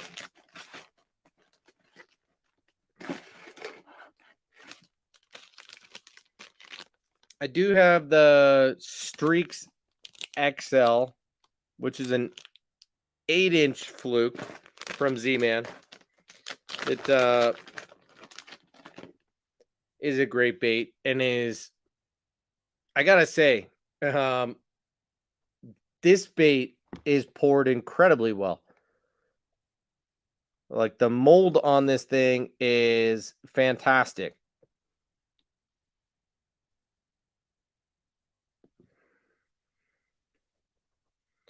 So maybe you want to consider getting the Z-Man Streaks XL. They make it in a bunch of different colors. And I've had some big fish chase this thing down. I have not caught any big fish on it just yet, but it's made really well. And yeah, Z-Man's Magnum baits are really solid. They make a 7-inch diesel minnows. They make a 9-inch grub.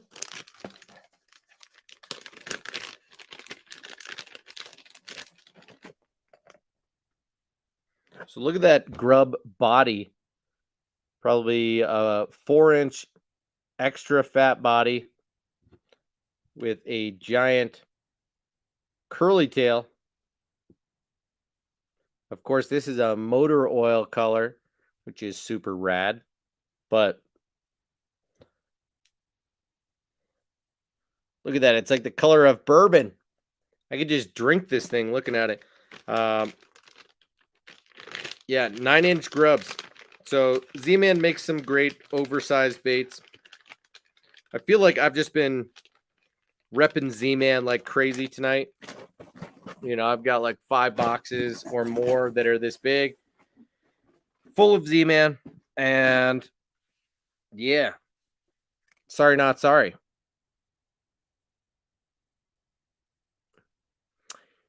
Yeah, I've noticed that too. Nail weights do make a difference in Z-Man soft plastic, especially the ones that are not heavily salted. So buying the Z-Man Streaks, LOL. Well, let me give you a link, all right? Let me give you a link while we're at it.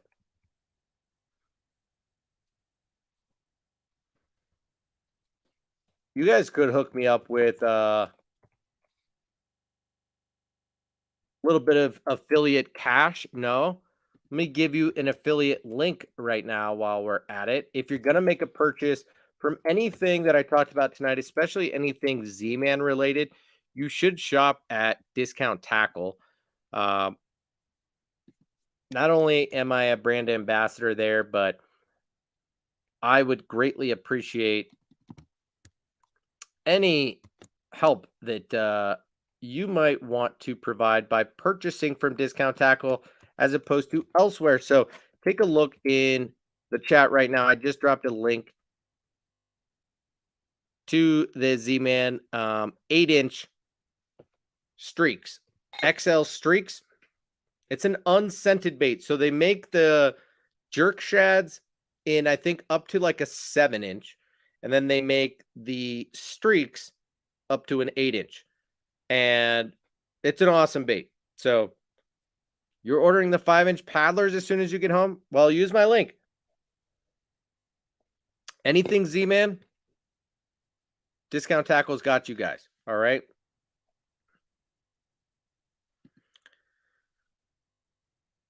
Yeah, I do too, dude. Coffee scent is underrated.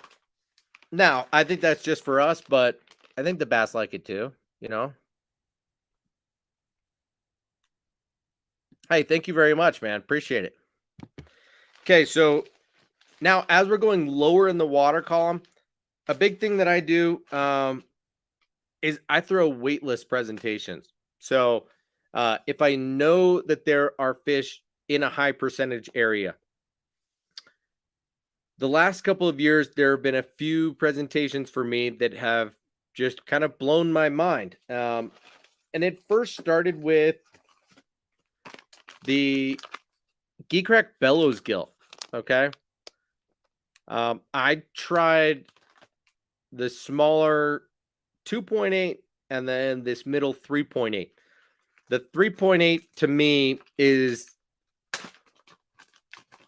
the best of all worlds.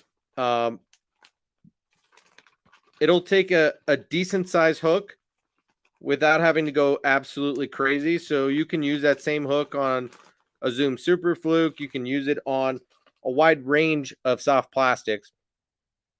I'm going to get oily. I'm going to get popcorny, and I don't mind it. But this bait right here is underrated despite all the hype that it's gotten. Now, my fish have wised up to it just a little bit this year, but it has still been really productive for me this season so far. But last year, especially, no, 2 years ago, especially, the Bellows Gill was incredible for me. And then last year, still, and this year, still some. Not as much. It's been like slowly declining, but to the point where I've restocked in other colors. But I think the green pumpkin chartreuse, standard green pumpkin, and black have been the most productive for me. But because it's a fragile bait, if you throw the 2.8-inch size, you really should throw it on a finesse jig or a micro jig as opposed to by itself, because it will get bit by really small bass. The 3.8-inch size will do a lot for you in terms of weeding out those smaller fish and really upsizing the catch that you get. But it'll still catch pretty small fish, but not the tiny little dudes. So the 3.8-inch is my deal. On like a 4 or even 5/0 hook, weightless. Okay. And then in that same category is the depths cover scat. And this was the deal for me last year. I think I have the order of those right, but I got, just like I did with the Bellows Gill, I did the same thing with the cover scat, and I bought it in all 3 sizes. So unlike the Bellows Gill, I did not get the 5/8, but with the cover scat, I got the 2/8, the 3/5, and the 4-inch. This is the 4-inch size, and comparatively, it feels huge. But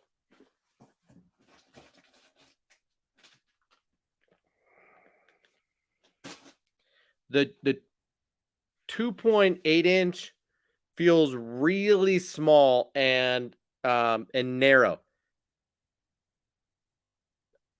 It's weird to me. Like, it's probably how the little Yamatanuki, the 2.5-inch Yamatanuki is. And I just probably wouldn't throw it that frequently. Now, maybe if you're targeting panfish, if you're targeting tiny bass or trout or things like that, and you really want a tiny bait with a tiny hook and it lightweight, then by all means go for it. But as far as I'm concerned, this is supposed to be a heavy weighted, compact profile, defenseless crawdad presentation. Not a poo bait per se, but a defenseless crawdad, right? A crawdad with its claws tucked in that is swimming away, right? And it might dodge out to the side. So when you twitch the cover scat, it walks underwater, okay?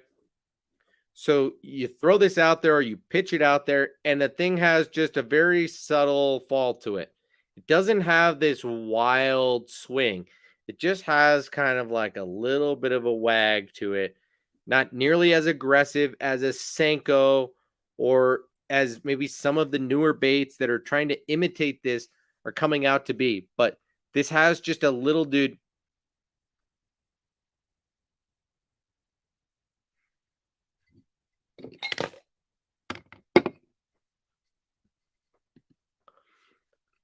Dude, I'll pour another and I'll light this thing on fire. I wish I had a stogie right now. You know? Starting to feel it a little bit. Making some progress on this.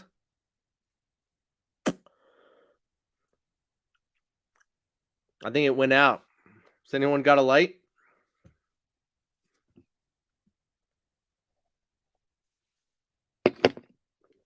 So this bait is designed to be like a defenseless crawdad. You can see it's got a lot of detail in the body, looking like a crawdad. It's got this nub because you run an EWG style hook in here. Now, one of the more preferred hooks to throw, especially recently, is like the owner haymaker hook because it has a turned up hook point.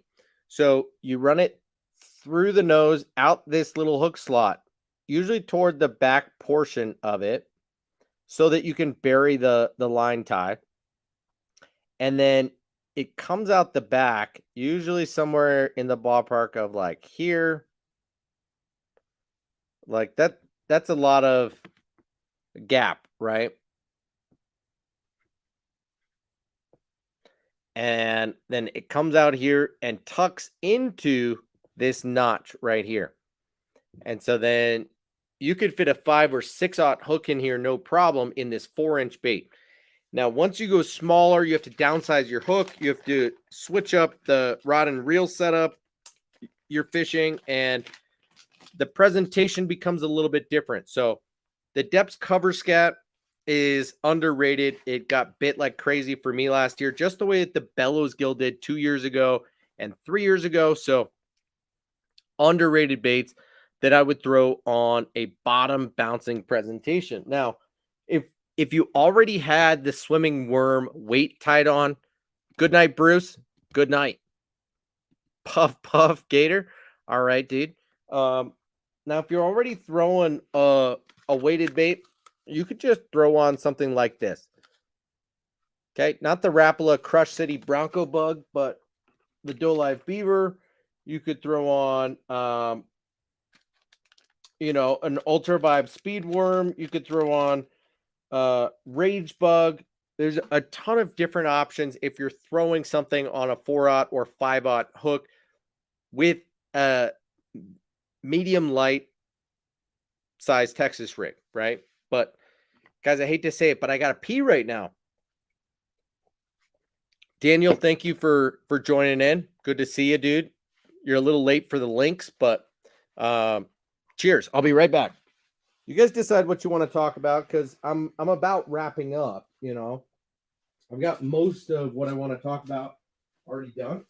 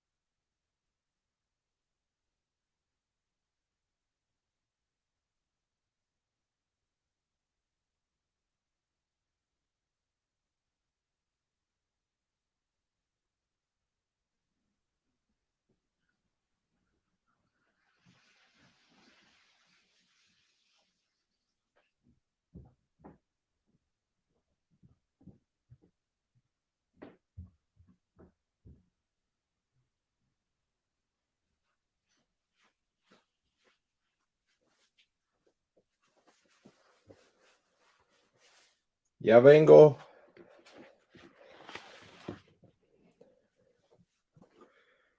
Do do do do do do do. Big Malone, what's up, dude? What do we want to talk about? Says Brendan. Yeah. Well, Daniel, you just got home from fishing. Tell us about what you did, what you caught, what you were throwing. So we talked about a little variety tonight. We talked about topwater baits in the way of whopper ploppers, buzz baits, poppers, wake baits. Didn't talk a lot about shallow diving crankbaits. We moved to swim jigs and chatterbaits. Then we moved to swimming worms and flukes. Then we moved to weightless presentations with the cover scat and the bellows gill. Those are kind of my main ones that I wanted to talk about. But Brendan wants to talk about micro baits. Get out of here, dude. Are you serious right now? Would you ever throw micro baits? I don't know if that's the case.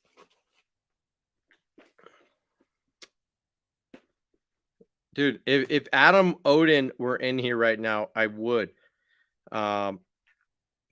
You know, I would talk about the baby X wrap or the Bitsy minnow or the little hit stick or the crick. Shoot, I don't even know what that's called. You got the bumblebee, and you got a bunch of others, but I don't need to talk about micro baits right now necessarily. You know, that's not really your guys' forte.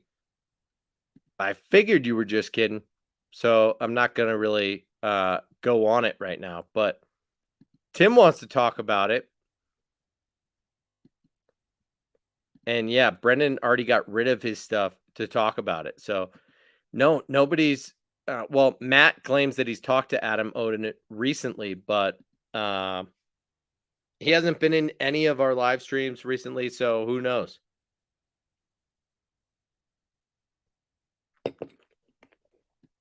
Brendan, don't act like you're throwing your little brother Zebco 303. That's hilarious and awesome, though, if you do. Yes, the Rebel Tiny Craw. I also throw, you know, some micro-sized poppers. And like I already showed with the wattle bats, I do throw the baby bats.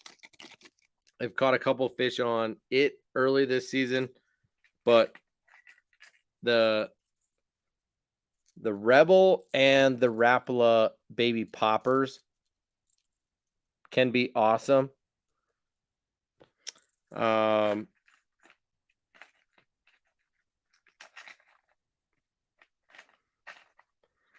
But I would say the crick hopper has been like my number one producing BFS style lure over the last handful of years, in a variety of colors. Okay, now look how long that bill is, but if you fish it slow, it stays on the surface. If you fish it faster, it dives down to maybe a foot or 2 feet deep. It's a really good bait. But like I already explained, most of the baits that I have in my box are like little shad style profiles, little baby minnows. And sometimes they're sinking like the Rebel track down. And sometimes they're suspending like the Rapala Husky Jerk. Sometimes they're floating like the Yozuri floating. And so it all depends on the flow of water. You know, if you're fishing still water versus moving water, what you want to do. Matt says BFS equals bait finesse sucks. Yeah. I don't necessarily agree, but I hear you. That's funny though. No, if you're fishing still water, I would throw a floating bait. If you're fishing still water with a little bit of current or where you know that you need to cover more water, I would throw a suspending bait. If you're fishing moving water with any bit of current, I would throw a sinking bait. And that is my general rule of thumb, but I will mix it up a bit within those lines.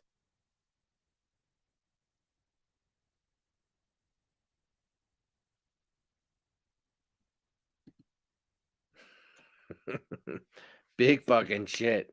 Yeah, not exactly, dude. But that's hilarious. Big friggin' swim baits. I don't have any big friggin' swim baits, but I will say this is a bait that I should have thrown this spring, but just did not have the opportunity to. Was this 13 Fishing Coalition trout wedge bait? You know, it's like first I think Savage Gear copied Huddleston with this wedge tail design. And then 13 Fishing did, and then now a couple of other companies have, but you'll notice that there's a magnet here for a stinger hook to trail behind and hang on to this magnet. You tie it on here, it runs behind this fin and sticks onto the magnet. Pretty cool bait here, but one that did not get fished for me at all this spring, and one that I meant to fish. So I had picked it up in the off season. This dude is 9 inches, weighs 5.5, not quite 6 ounces, and was one bait that like I went out of my way to buy because it's somewhat inexpensive for what it is. Considering I sized up on my gear for big baits this off season, but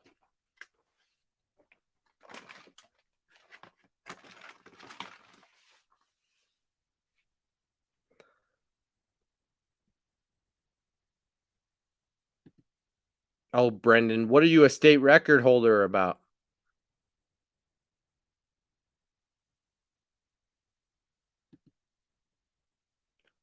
What are you a state record holder for?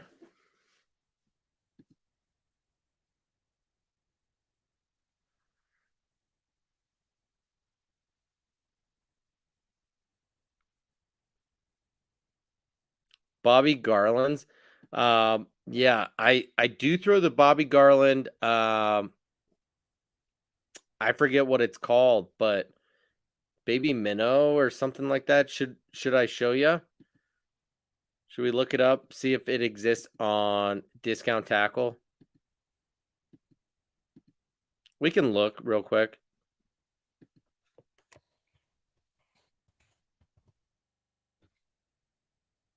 Bobby Garland Baby Shad. This is a surprisingly good bait. I throw it in is the Blue Thunder? I want to say no. Might be the Eclipse color. I think it is. They've got some great colors in this bait.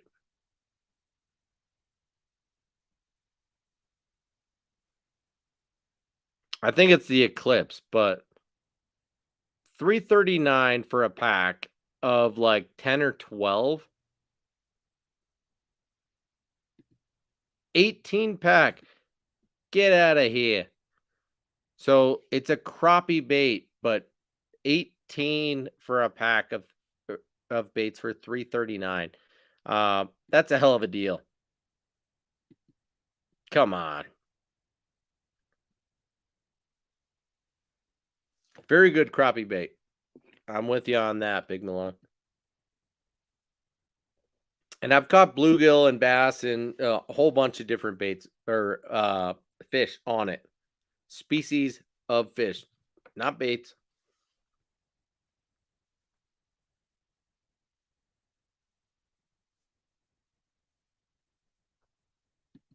Yeah, I don't know about that. I mean, what did we notice here? Were there other Bobby Garland baits that the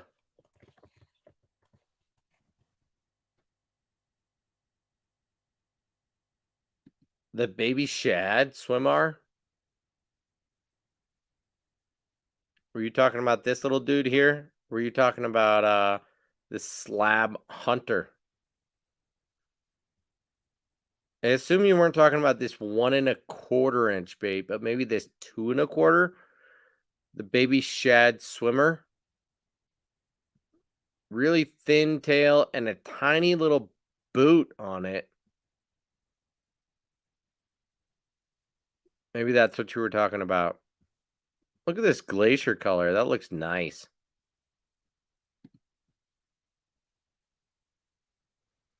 Monkey milk. It's a weird color name. Purple monkey. I dig that.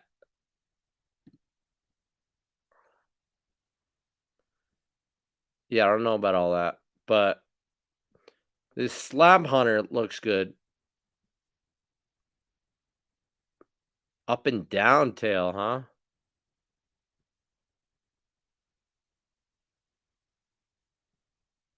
So Strike King Mr. Crappie is what put out all of the baits that were the Bitsy series of baits this year. That looks like a longer tail out of a 2-inch body than what you get out of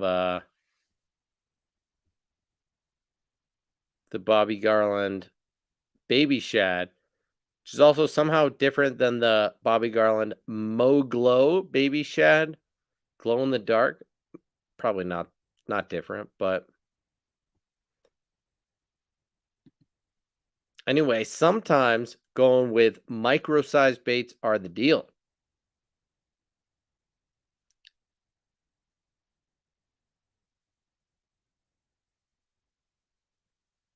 Monkey milk, pearl white, blue iridescence. I mean, I hear you.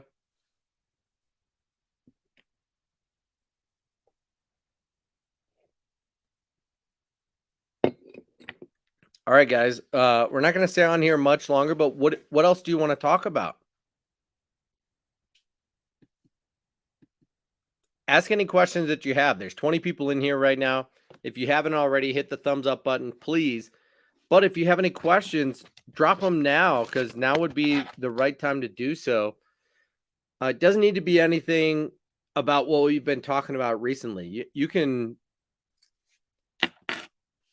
ask about whatever you want to talk about, and I'm happy to get into it. It doesn't matter. Right? There are a number of buzz baits that we didn't talk about.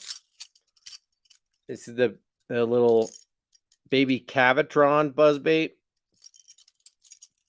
I did show you the Megabass Jamaica Boa, which I'm excited about the junior boa to come out. This is the evergreen. I forget what they call it. And there's the Jackal Firecracker and a number of others. Like, I do throw buzz baits. Let's be honest, right? But what do you guys want to? What do you want to talk about?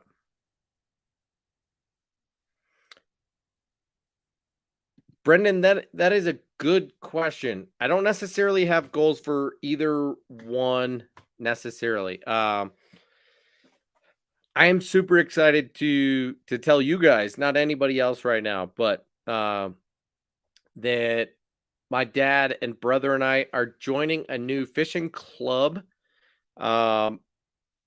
here in the local part of Denver on a private body of water,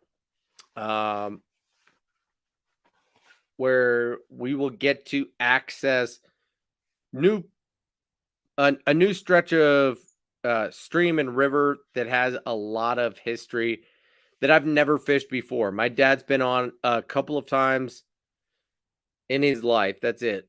Just like 3 or 4 times in the last couple of years. And I will start fishing there a lot. So it will be mostly fly fishing for me, but I'm really excited to learn about and get into the different patterns and seasonality of fly fishing for these trout that are an hour away from my house, not much more than that. So, much more accessible than some of the other places that I fish for trout on the fly and that I will make a regular trip to. So, that is not just a goal of mine, but something that I'm excited and looking forward to.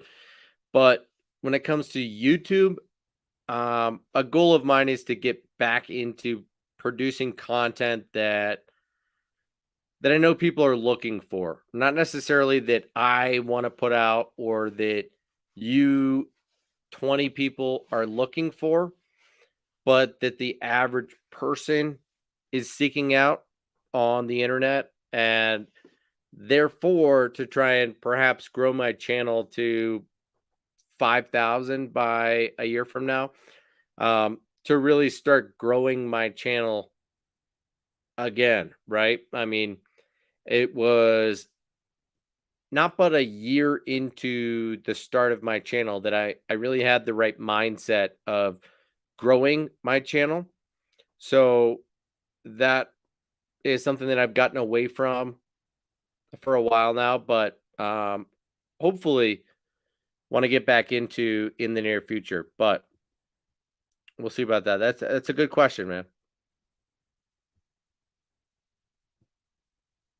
And fishing goals, it's hard to say, like, because I've not had the time that I would hope for.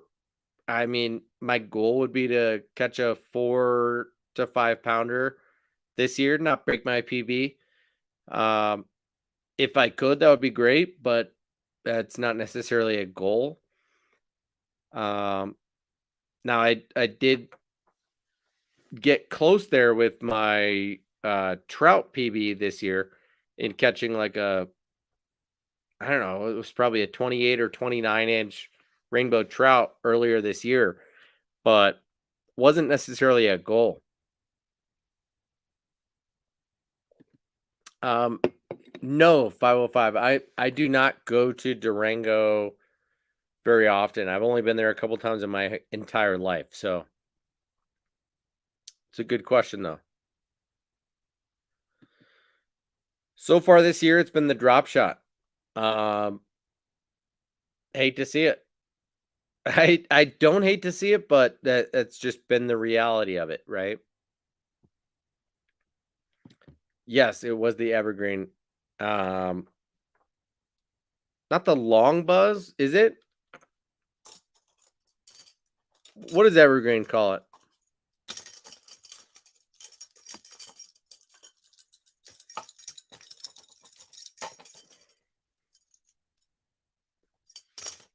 What does evergreen call this buzzbait?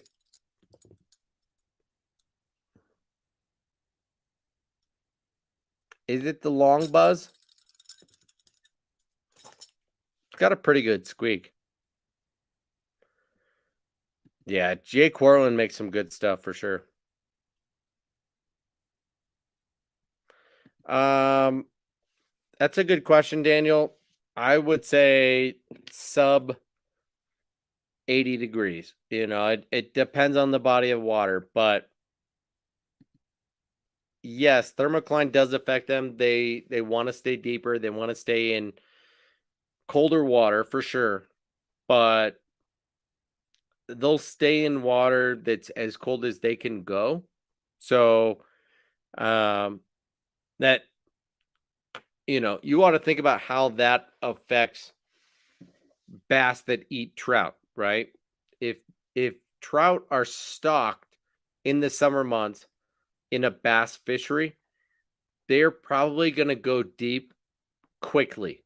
In a matter of a day or two, they're going to acclimate and they're going to start traveling deeper. And so you ought to consider that. I would not throw a trout swim bait in the shallows for, a week or two beyond when the fishery is stocked with trout, those trout are going deep pretty quickly.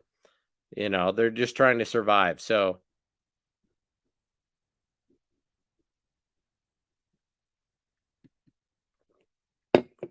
I mean, if I could catch a HUD on a fly, I would do that.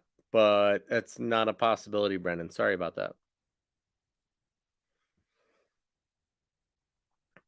If only you could catch a Huddleston. You know, throw a fly and catch a Huddleston and then unhook the Huddleston, tie it on, and throw a Huddleston and catch a bass. Like, that would be sick.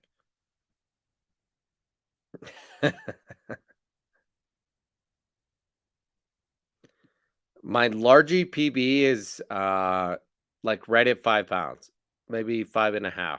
You know, not gigantic by any means. You know, here in Colorado, we've got a different different perspective for sure. And so, you know, if I catch anything over 4 pounds, I'm jacked up. If I catch anything right around or over 5 pounds, I'm losing my mind. Um, I I don't know. It's probably between 5 and 5.5 pounds. Um, but that would be a guess. You know, I think I've only weighed a fish up to like 413, but I've caught a fish bigger than that.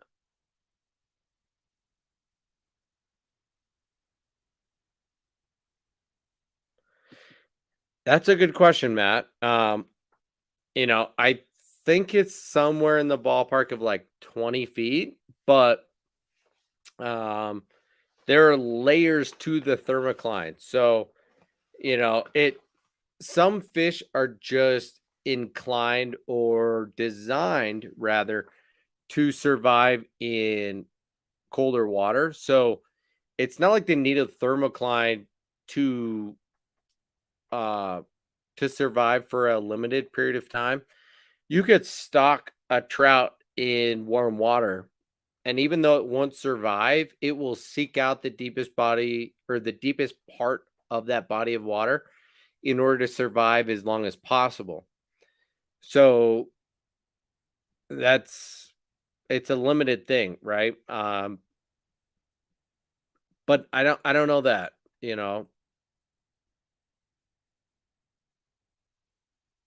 I think the thermocline could exist at as little as 10 to 15 feet, but I thought that it was roughly every 20.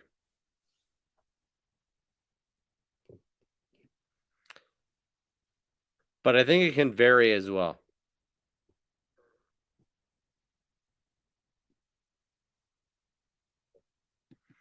Brendan, I believe you on that. You know, that would be super cool. You know, to just come down where you live and just whack a couple of 6, 7, 8 pounders and call it good and come on back home and understand that I'm probably never going to catch that again here in Colorado. Like, you know, the state record Smalley is like 6.5, pushing 7 pounds. And it's only like 20 minutes away from my house. But the state record largie is like 8 pounds, and it's not near me, and there's not a lot of them anywhere near me. So for me to catch a 6 pounder is like absolutely ridiculous. I don't hear about many people doing it very frequently. To catch a 5 pounder is awesome. Um, and I've only done it a couple times ever. So I don't know what to say, you know.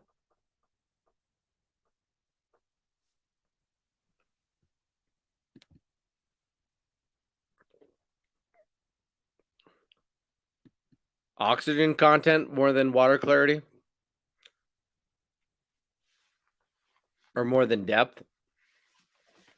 I was reading two comments at once, but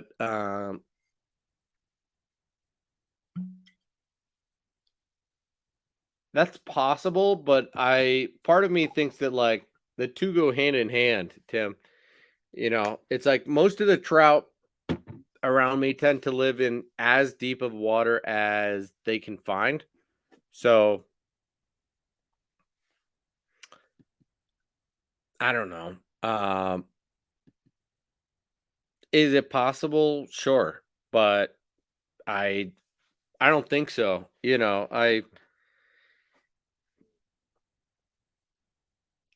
I think by definition, a thermocline can be just a transition of sorts, right? So theoretically, yes, but I think it tends to be a drop off that exists in a certain depth of water, a certain temperature of water, and where those two coincide. So I don't know the exact answer to that, but I highly doubt that there could exist a thermocline in 5 feet of water. And yeah, I mean, whatever. Matt and Tim bring up decent points and or questions, and Daniel brings up a good point. So I appreciate that, guys. Brendan says he caught a 6.9 today. Well, we can do it for sure. Would make for some good content. But the one rule is no BFS or spinning rods on my boat. Okay. I could probably abide by that, but I caught a that big ass catfish that was probably bigger than a 6.9, maybe around the same size. And took me for a ride a week ago and was super fun. I mean, it took me 5 or 10 minutes to get that fish in. And yeah, I understand that those are fine rules. You can do what you want. I would love to come visit you. I'm sorry that I could not a couple weeks ago when I was in Florida, just a few hours away from you. It's too bad that it didn't work out like that. But I was there with my wife and kids and my wife's mom, and we were there for like 5 days total. So did not have a lot of free time to be able to escape for an entire day. Um, so yeah, maybe sometime in the future, maybe next year at ICAST or less than that, you know, we could just make a point to get out and fish together for a period of time. That would be awesome. No, definitely not. Um, Although that would be funny. On average, I bring one or zero spinning or BFS setup. I don't bring both on any given trip. I would never bring like a spinning rod, a BFS rod, and a couple of um I don't bring more than maybe 5 setups at a time. So if I'm bringing a few casting, I don't bring a one spinning and one BFS. I only bring one or the other. And for me, BFS replaces spinning. Everything else is casting. So that's in my mind just the way that things go. Like casting makes up 80 to 90% of what I'm fishing. So if I'm bringing 4 rods, 3 of those are going to be casting, and one is going to be either spinning or BFS. And that's kind of the way it goes.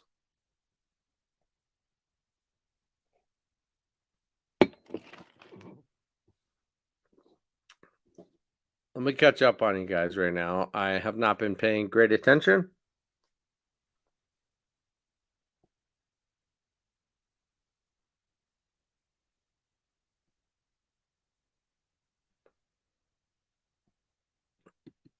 It's for sure. They don't just get lethargic, but they get dead, dude. It's not good. They get weak. If a thermocline could climb water, could a water climb a thermocline if it could? Yeah, I'm gonna go with yeah. I think so. I would probably say it's slightly different, but yes, something like that.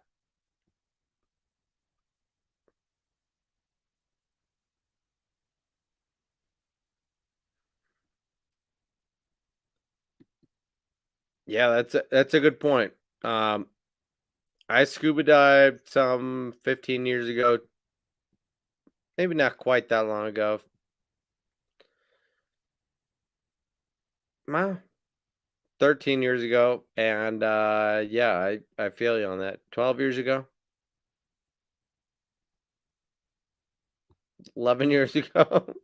No, just counting down.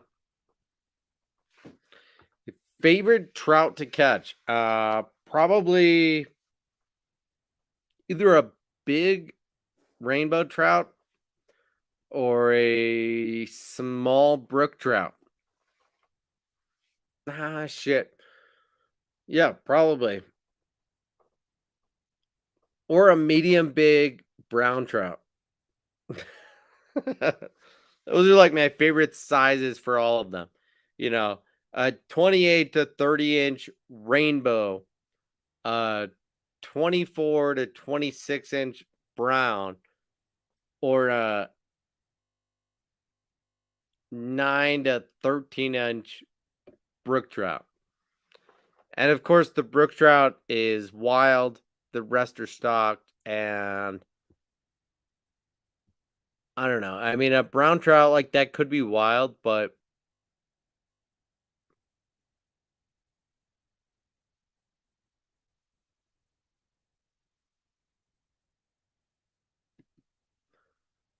no problem, Matt.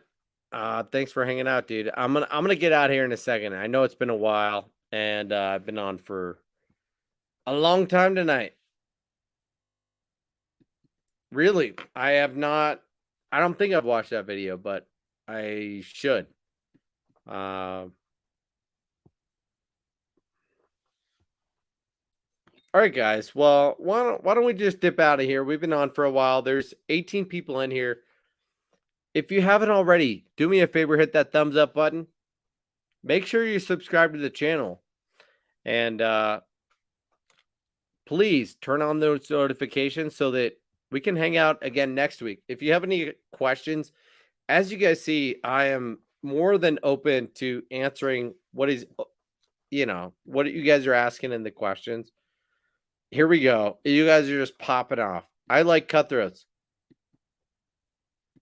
Besides a buzzbait, spinnerbait, plopper, popper, what's a good night bait? Dude, I said wake bait already. I would say a wake bait or a chatterbait. Okay, so first of all, you're going to throw a wake bait like a rat or a bat. And a rat is a wake bait. A bat is a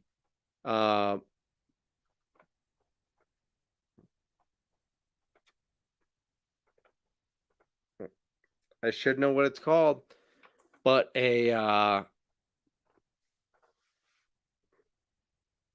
one of these baits. Okay? And you're gonna fish the rat. You're gonna throw the buzz bait. You're gonna throw the wake bait slow, and you're gonna make it fish like this.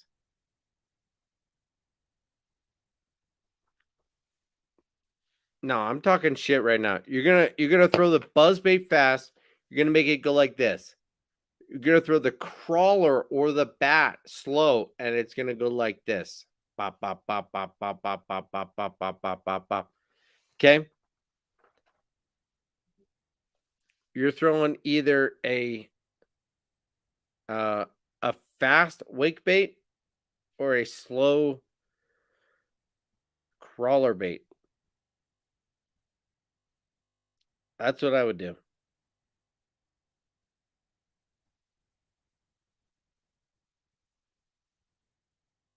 That's night bait. And obviously I'm getting drunk. Guys, what's going on? Buzz jet, night fishing, buzz jet, rat fishing.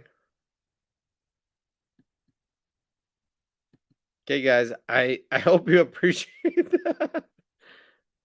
I'm acting like an idiot. I'm drunk. Cheers. Thank you for hanging out. I'm gonna finish this. Hope you guys have a great rest of your night. Cheers. Peace. Hopefully, maybe I might see you guys tomorrow night. All right. Sorry about it. Peace.